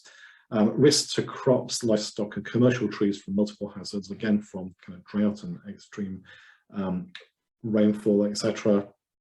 And risks to our food supply, goods and vital services due to climate-related collapse of supply chains and distribution networks. So, you know, if you're not able to, you know, just-in-time manufacturing, for example, it's no good having a just-in-time manufacturing system if you've got cars coming off, you know, Nissan's production line in the northeast without headlights because they're kind of being stuck in a flood risk area from the factory that makes them. So kind of it's that consideration. So thinking around, you know, the Environment Bill and natural capital policies and nature recovery policies are going to be really important in starting to think about some of these natural environment areas.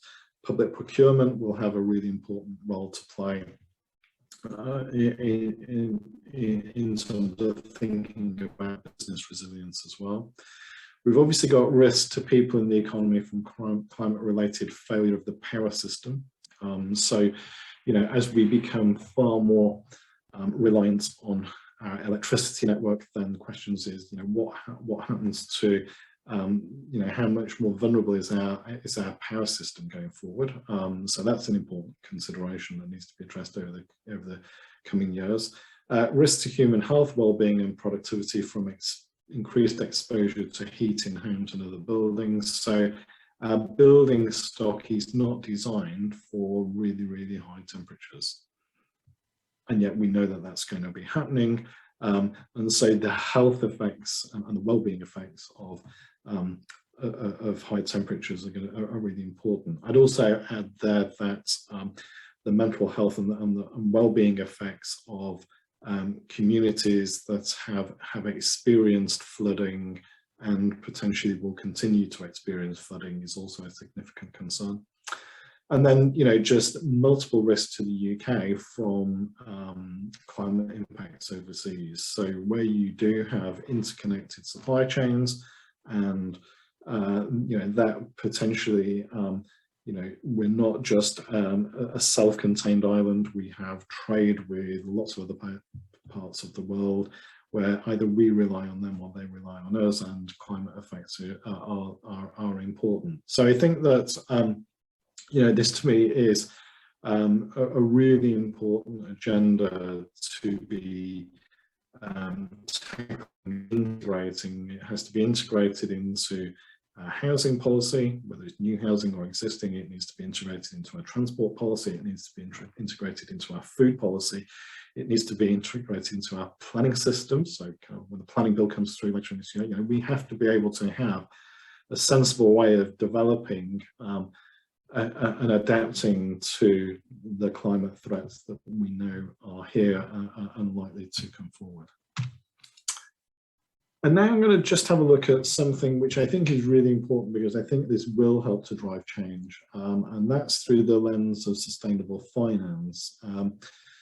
The Chancellor earlier this year announced that the mandate for the Bank of England will be updated to reflect the importance of environmental sustainability in the transition to net zero, and that the Bank of England will provide more information about how it plans to adjust its corporate bond buying programme to account for the climate impact of the issuers. Now, in this context, I think it's really important, this is looking at not just climate mitigation in terms of greenhouse gas emissions reductions, but it's also looking at adaptation as well. So in terms of these announcements, the Chancellor announced the introduction of more robust environmental disclosure standards so that investors and businesses can better understand material financial impacts. I'll give an example of that in a moment. That was back in November 2020, and more recently we've had mandatory climate-related financial disclosures consultation by government, where the plan is, or currently the government is consulting on making this a mandatory requirement for all large companies by 2025. So really kind of trying to give investors, shareholders, those who lend to companies an understanding of climate risks, the way in which those risks are being managed, the strategy behind the organisation, and the way in which that's governed, and the metrics and targets that they're looking to reduce climate-related risks and opportunities. I think it's important to look at the underlying model on the task force on climate-related financial disclosure to understand how this then relates to climate risk and vulnerability and adaptation. So on the one hand, you know, there are a number of risks. Some of them are related to the transition to net zero. So, you know, if you are in the automotive sector, we know that, you know, policy and technology means that electric vehicles will be, you know, the mobility, domestic vehicle mobility of the future. Pretty much, if you make exhaust systems, kind of, well, you've got to, you need to think about what your exit strategy might be. So kind of you can understand that that feeds into risks that an organisation might need to manage, but also we have climate-related risks as well. So whether those are ongoing changes or one-off events, really important. So and this could be equally for a public sector as well as the private sector. So if you think about you know, cider making, that's a good example, cider making. So, you know, the physical risks in terms of a changing climate means that increased pests and diseases, or different pests and diseases that will be impacting on apple orchards in kind of the southwest of England. And so the question is, what action can you take about that? Because ultimately that affects your yield. Changing temperatures, changing weather patterns in terms of hotter, drier summers, warmer, wetter winters. Fewer frosts means that that can impact on yield from apple crops. So you might, as an organisation, if you're going to mitigate those risks, have to start to work over the quite a long term to R&D on new varieties that will help you as an organisation, as a business, to work with your supply chain, which could be lots of different farmers, to develop, test and plant and come to fruition, quite literally, new apple varieties which would maintain, you know, be able to maintain your kind of business model. So you can see how that might happen. Or, you know, as we see upland areas which are kind of degraded in different parts of the world, then we are seeing ports and harbours silt up more quickly. So again, that can have an impact either on your cash flow because you've got to kind of spend more. It could have, we're seeing more storms affecting harbour walls and therefore either, you know, potentially leading to catastrophic failure or at least higher maintenance, and therefore the viability of your assets and, you know, the investment strategy that you might need as an organisation can be changed by the physical climate risks that you may be exhibiting or may start to exhibit. And it's really important then for investors, shareholders, those who are lending into your business have a clear understanding of what those climate risks are. So, or it might be, you know, flood risk event where your supply chain is disrupted and suddenly you cannot produce for the next X number of months or whatever. So all of those are important considerations for business. And I think it's interesting that Task Force on Climate related financial disclosure is looking at the potential financial impact of your need to transition to a low carbon future and to be able to adapt to a changing climate. So I think this is a really good model and something that will drive change, particularly when the metrics are developed effectively in the finance system. Because they will start to be asking the right questions of the companies that are in their investment portfolios, etc. Final couple of slides. So one is recognising that nature-based solutions are really an important part of helping us to tackle both our climate and our environmental emergency. And there's quite a lot of work that's being done on how we can get more private sector finance and investment into nature and the natural environment. So some work here that's being done with a view to kind of looking at how you can make the case for that investment, either directly from the private sector or blending public and private sector finance. So with some of the initiatives that we have underway in the UK around things like biodiversity net gain, can from a single piece of land you enhance the biodiversity and potentially be able to sell the value of that biodiversity enhancement back into the biodiversity credit market to set aside alongside new developments. At the same time, could you be choosing a biodiversity and enhancement that also sequestered carbon and improved soil quality, in which case then potentially you can sell a carbon offset from that same piece of land.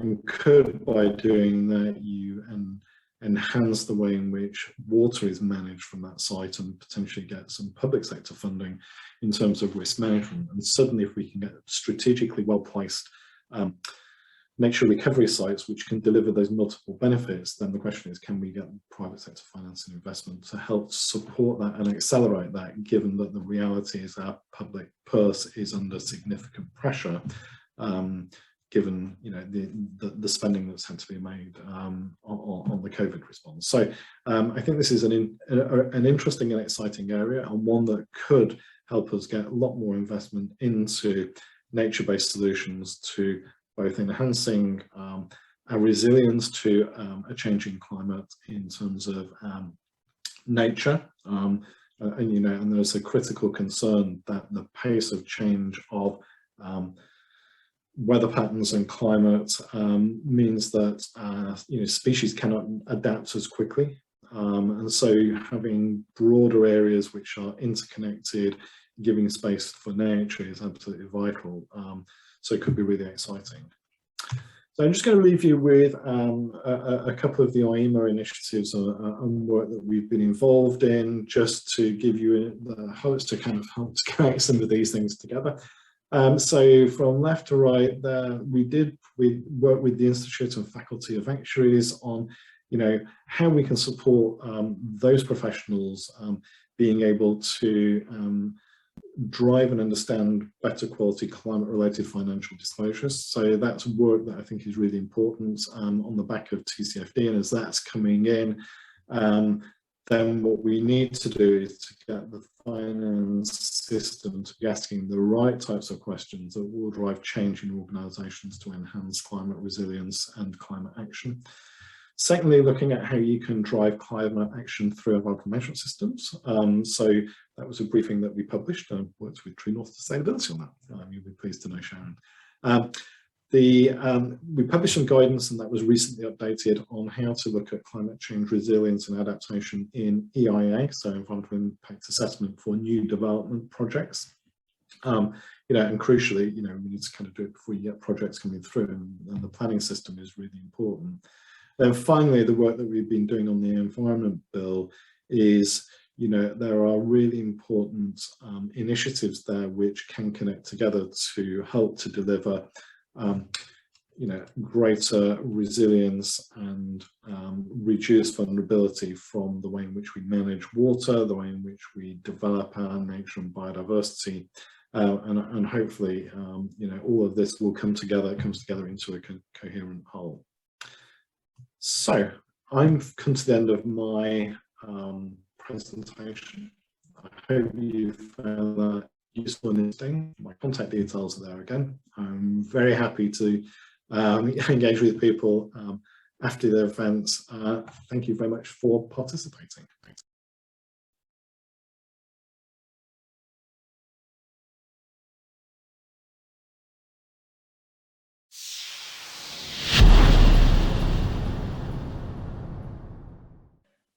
Hello, my name is Peter Cairns. I'm the Executive Director of Rewilding charity Scotland The Big Picture, and I appreciate the invite to come along today and talk a little bit about our work.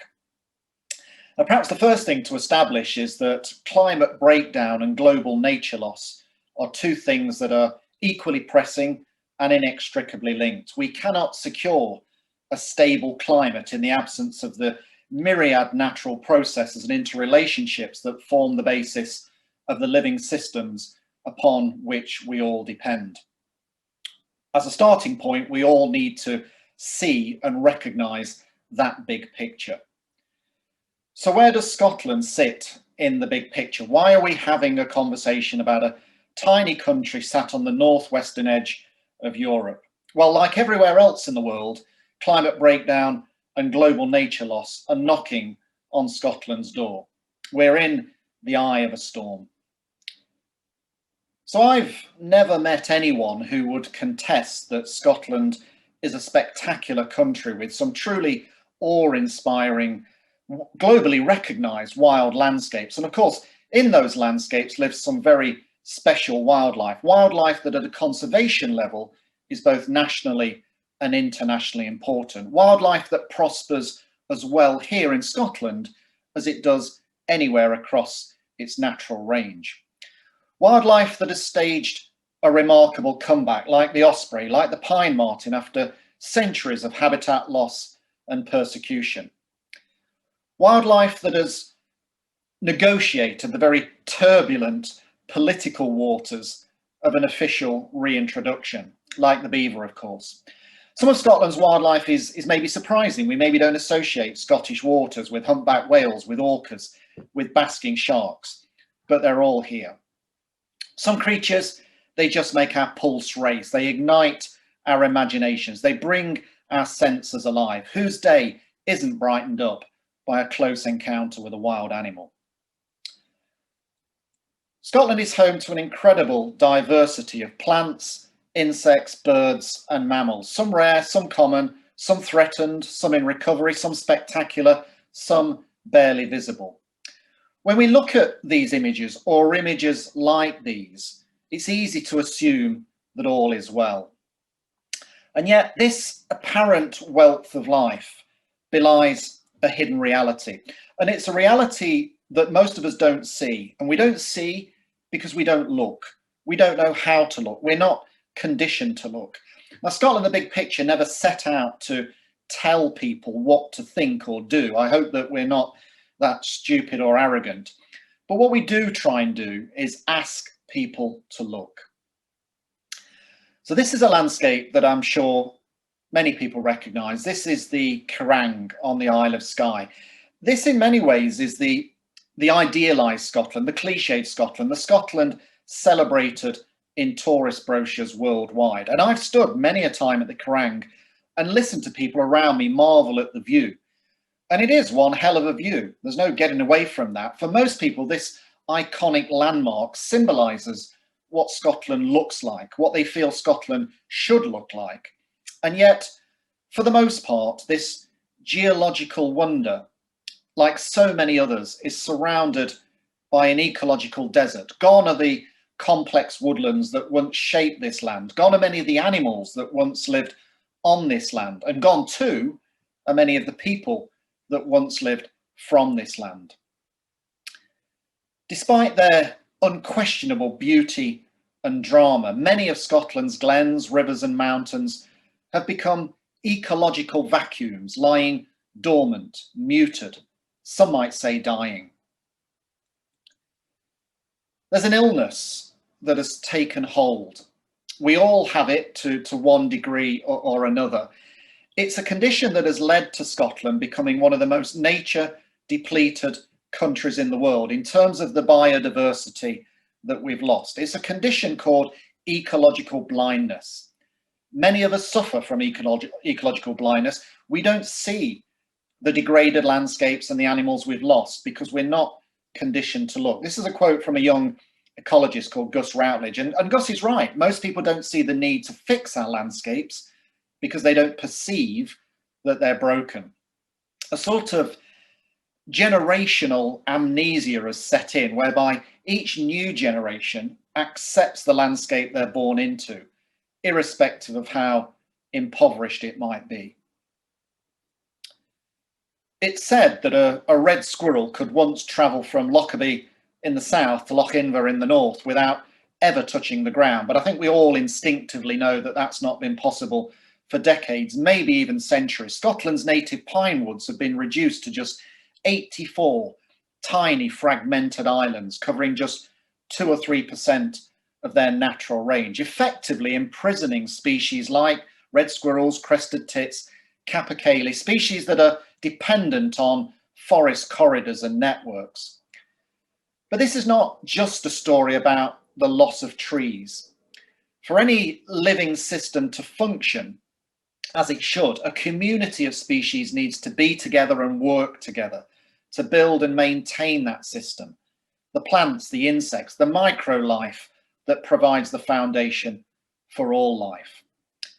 And over time, it's that foundation, that ecological engine, if you like, that has been eroded and dismantled. Centuries of ecological decline have led to the complex living systems upon which we all depend to falter and fail. So this is where we've got to.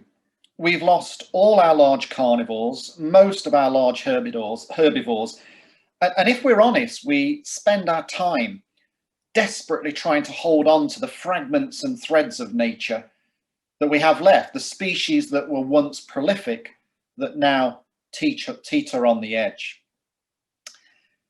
It doesn't have to be this way. People in the past, they made choices, sometimes good, sometimes bad, but regardless, there's nothing we can do to change those choices. We can't change history, but we can change the future. And we can use the past to help us answer this key question: what should Scotland look like? We can no longer bury our heads in the sand and assume all is well. Those glossy tourist brochures, they're not telling us the complete truth. Nature is in serious decline, and we all need to make choices. And perhaps the worst choice we can make is to sit back and do nothing. So I have a couple of heroes, if you like, in the sort of conservation community. One is John Muir, the Scot who emigrated to America and is known as the founder or the father of national parks in America. And the other is a guy called Aldo Leopold, an American hunter turned conservationist. I'd just like to read you a piece that Leopold wrote. We were eating lunch on a high rim rock when we saw what we thought was a doe fording a torrent. When she climbed the bank towards us, we realized our error. It was a wolf. In those days, we'd never heard of passing up a chance to kill a wolf, and in a few seconds we were pumping lead. When our rifles were empty, the old wolf was down. We reached her in time to watch a fierce green fire dying in her eyes. I realized then, and have known ever since, that there was something new to me in those eyes. I was young back then and full of trigger itch. I thought that because fewer wolves meant more deer, that no wolves would mean hunter's paradise. But after seeing that green fire die, I sensed that neither the wolf nor the mountain agreed with such a view. Now that experience caused Leopold to rethink his relationship with the wild world, to reconsider the importance of predators in the balance of nature. He went on to call his new philosophy thinking like a mountain, and it was something of a turning point in American conservation history. Leopold wrote this piece in 1949, around about the same time that ospreys returned to breed in Scotland. And again, that was something of a turning point. Here we had the unaided return of a bird that had been persecuted to extinction some 70 years previously. And the osprey's return fueled a new appetite for conservation that gradually spread across wider society. This is a majestic bird of prey. There's no getting away from that. But actually, it was its story that captured the public's imagination. This was a species that had bounced back against the odds, a symbol of hope, a glimpse perhaps into what else might be possible with a change in people's attitudes. Well, here we are 70 years on, and ospreys have really pioneered conservation attitudes across the UK. This bird, probably more than any other, has shown that we can think more like a mountain. So a big part of our work is encouraging people to see and interpret the landscape differently, to overcome ecological blindness. Most of our work actually has nothing to do with nature. There are lots of organizations out there full of ologists, biologists, zoologists, ecologists doing great work. Most of our work is to do with people and their values, their motivations and priorities in life. It's about changing perceptions, winning hearts and minds. Thinking Like a Mountain recognizes that apex predators are essential to the health of living systems, but no more so than the tiniest of insects. It's the interaction and interdependency of all of species that allows nature to work. Now today, there's another word for thinking like a mountain. It's called rewilding. And it's true to say that thanks to the popular media, rewilding has somehow become synonymous with the return of wolves and farmers being kicked off their land and all of the sensationalist headlines that you read. That's not how rewilding should be defined. For me, it starts with another quote, this time from Doug Chadwick, a renowned wildlife biologist, who says the essence of nature is wholeness, a wholeness woven from infinite complexity. Trying to save nature piece by piece doesn't make sense, even if we had all the time in the world, and we most certainly do not. But it's fair to say that for the last 40, 50 years or so, conservationists have been trying to save nature piece by piece. Red squirrels, corncrakes, capercaillie, water voles, wildcats, brown hares, seabirds. At one time or another, we've had a go at saving them all. A rare species here, a fragment of habitat there. And there have been successes, there's no doubt about that. Yet across Scotland, that wholeness that Doug Chadwick spoke about remains broken. We seem unable to accept that we're bound up in an intricate web of life that ties us to the weather, the seas, the soils, the atmosphere, the flowers, the trees, and every other living creature on the planet. We still seem unable to think like a mountain. We're still hooked on this idea of saving nature piece by piece. And if we're honest, we all still make judgments about so-called good and bad animals, those that are somehow worthy of saving and those that are not. Saving fragments and threads of nature isn't enough. We need to rebuild the whole. But to do this, we need to see and understand the big picture. We need to be bold. We need to think beyond those tiny green boxes that are our nature reserves or protected sites. We need to stretch our imaginations to what is possible and not just settle for what is easy. We need rewilding. Rewilding is an opportunity to return abundance and diversity of life to Scotland's degraded ecosystems. It's an opportunity for Scotland to lead the way in transforming its land and seas so that they work in all their colourful complexity. It's an opportunity to stitch back together a complex tapestry of life where natural processes drive vibrant living systems. Processes like predation, scavenging, processes like birth, death, decay, regeneration. These are the processes that drive every healthy living system on the planet. Rewilding is about encouraging rivers shaded by corridors of alder and willow to run as they want to, as they need to, allowing natural debris like fallen trees to accumulate in river channels, enriching the water for insects and bird life. Rewilding is about connectivity across the landscape, encouraging native woodland to expand, to regulate our climate, to allow animals freedom to roam.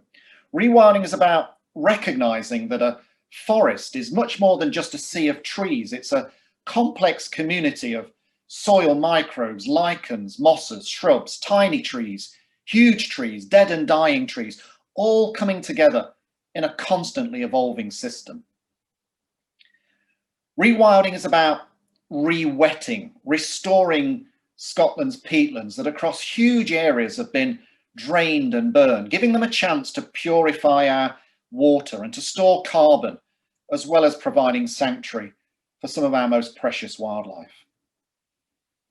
Rewilding is understanding, or maybe rewilding is about thinking differently. It's about reconsidering our place in the natural order as just one species among many. So arguably rewilding is as much about a philosophical change in mindset as it is a physical change to the land or sea.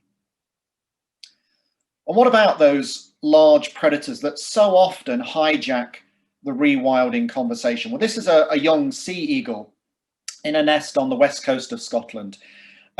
We hunted sea eagles to extinction. There's no glossing over that. In 1918, we shot the last sea eagle in Scotland. So for me, allowing this young bird a life free of persecution is just a simple matter between right and wrong. And that too is part of rewilding. Britain is now just one of a handful of European countries refusing to live with lynx. It's not that we can't, there's plenty of food, there's plenty of habitat, it's that we won't. Wolves, lynx and bears are now recolonizing mainland Europe. There are now wolves living in Germany, in Italy, in France, in Spain. There are now wolves living in the Netherlands, of all places. So it's not that we can't, it's that we won't. So another part of Scotland the Big Picture's work is to nurture a climate for a wildlife comeback, something that is now rapidly gaining momentum across Europe. But it remains a real challenge here. And again, the barriers are to do with people. They're social, cultural, political barriers, all barriers created and perpetuated by what goes on in our heads and in our hearts. Ultimately, rewilding at its most basic level is anything that counteracts more dewilding, anything that joins up and enriches habitats rather than further fragment and degrade them, anything that results in more wildlife and not less wildlife. And then ultimately, rewilding is about standing back, letting go, letting nature have its own way, letting nature plot its own course, do its own thing. Rewilding is ultimately about letting go. But letting go is something that's very difficult for us. When most people talk about rewilding, we tend to talk about restoring habitats or returning lost or threatened species. But in many ways, this is the easy bit. We know how to do the physical stuff.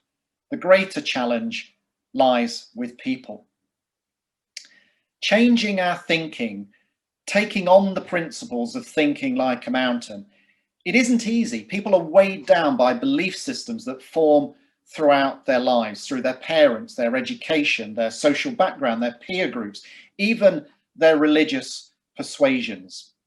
These things all shape what we believe to be right or wrong, who we are and what we stand for. This is an image of the trophy room at Mar Lodge on Deeside in Scotland. And this image of thousands of, tens of thousands perhaps, of deer antlers in many ways symbolises the tension between the belief that we are part of nature, just another species, and the separate belief that we are different, superior, here to act as owners or tamers of the wild. And that word wild is really interesting in Scotland. Wild can be problematic, uncomfortable. The dictionary defines wild by what it's not cultivated, not civilized, uninhabited, inhospitable. Wild has come to be associated with the absence of people, echoes of the clearances perhaps, nature taking control. Rewilding then is seen by some as nothing more than a mechanism for replacing people with nature. One out, one in. But wild shouldn't be about what it's not. It should be about what it gives us. And wild gives us clean air. It gives us fresh water. It gives us healthy soils, a stable climate. Without wild, none of us can survive. So if we put aside our cultural beliefs, our entrenched prejudices in many cases, you could argue that at heart, we're all rewilders. The conflict between nature and people, it really shouldn't exist. Everyone agrees that a healthy, vibrant environment is a good thing. The only question is, what does that look like and how do we get there? So where does rewilding begin? Well, the easiest place to begin is with common ground.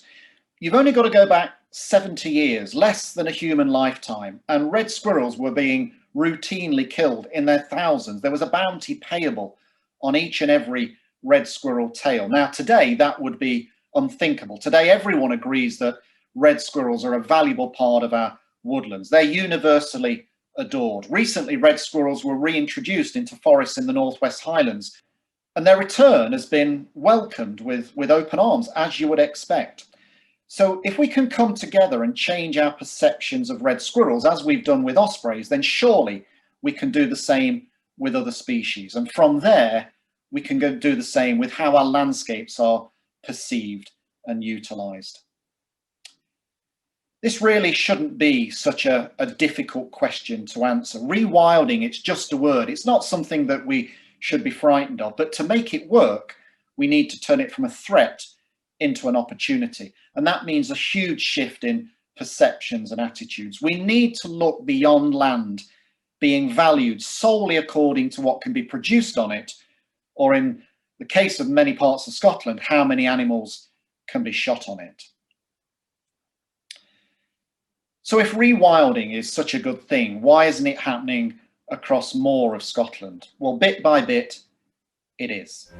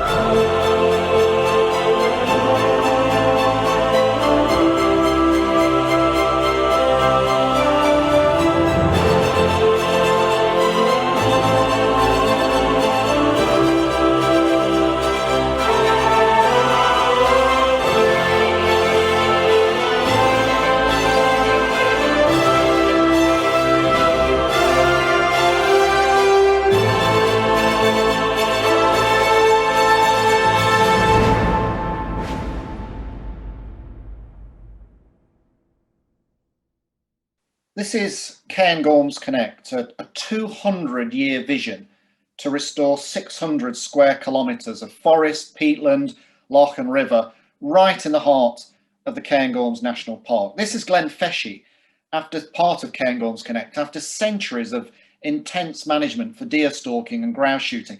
This landscape is being allowed to breathe, to recover, to start to govern itself, nature being allowed back on its own terms. And for the first time in a very long time, the ancient pines on the floodplain have got neighbours, sprightly youngsters sitting next to their parents and grandparents. And already, after just a few short years, species that are threatened elsewhere are starting to show signs of recovery. Capercaillie, hen harriers, mountain hares, golden eagles, and pine martens. These animals were taken to the very brink of extinction. Their recovery in the last couple of decades shows what can be achieved. And the main thing that's changed is that we've stopped killing them. Cairns Connect is bringing about ecological change at a landscape scale. But what is crucial here, what is crucial to the future of all rewilding projects, not just in Scotland, but beyond, is that this wilding process is not at the expense of people. Contrary to popular misconception, rewilding doesn't mean de-peopling, quite the opposite. Jobs are already being created at Cairns Connect. Young people are being given the chance to forge a career, to forge a life in the Highlands. It's not just in the Cairns where we're starting to think like a mountain. For 60 years now, rewilding has been taking hold in Glen Affric. Glen Affric is part of another new initiative called East West Wild that links neighbouring glens in a mosaic of forest, wetland and restored peatland. A set of east-west corridors that red squirrels will use as commuting routes, that sea eagles will use as flyways. And again, at the heart of this big wild idea is the revitalisation of the local economy, the opportunity to support rural communities on the back of a restored wild landscape. Craigmeggy is another landscape scale rewilding initiative. Ditto Allerdale in Sutherland, ditto Benay in Wester Ross, and Coigach and Assynt in the northwest. None of these landscapes will transform overnight, but their journey towards a wilder Scotland has begun. And this is urban rewilding, if you like. This is the Cumbernauld Living Landscape Project, where nature is being encouraged right into the heart of one of our busiest cities.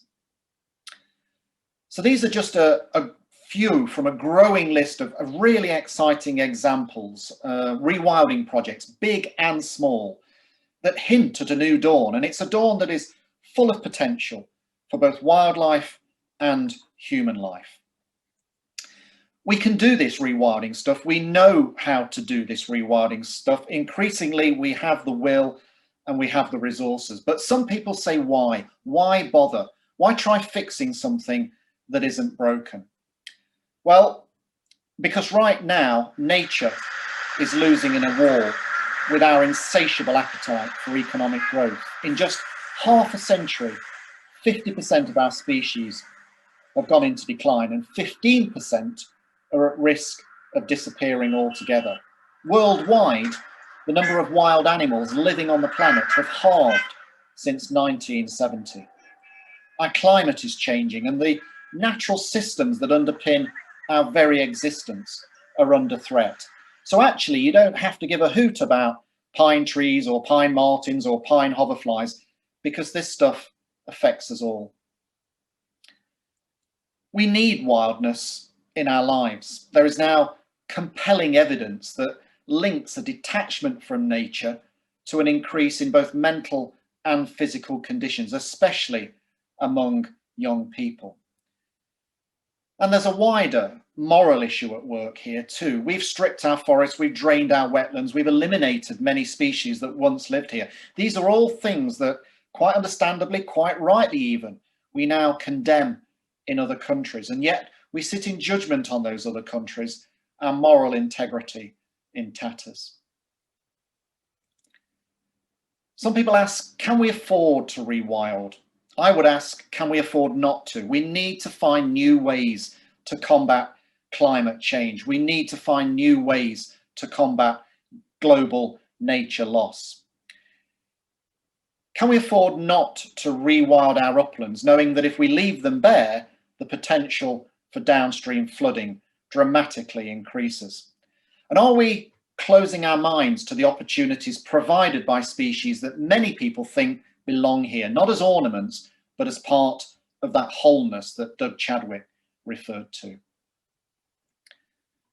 As I said at the start, I can't tell you what to think. Scotland, the big picture, can't tell you what to think. All we can ask you to do is to look and to consider. And we accept fully that not everyone will agree with us about the benefits of rewilding. But to those people, we normally ask two simple questions. If not rewilding, then what? And if not now, then when? This is what hundreds of Scottish glens look like. This is described as a cultural or a working landscape. But does this landscape really work for nature, for climate, and crucially, for people? This is what this glen could look like. Surely here, there is more opportunity in a complex, diverse, multi-dimensional landscape. We've got into this habit of assuming that we have to choose between nature and people, but there is place for both.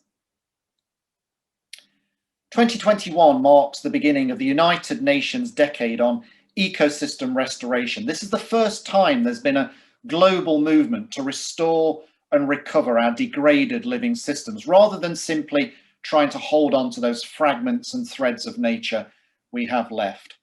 This country could be more, could be so much more. Scotland could become a world leader in restoring its broken ecosystems so that they work for nature, for climate, and for people.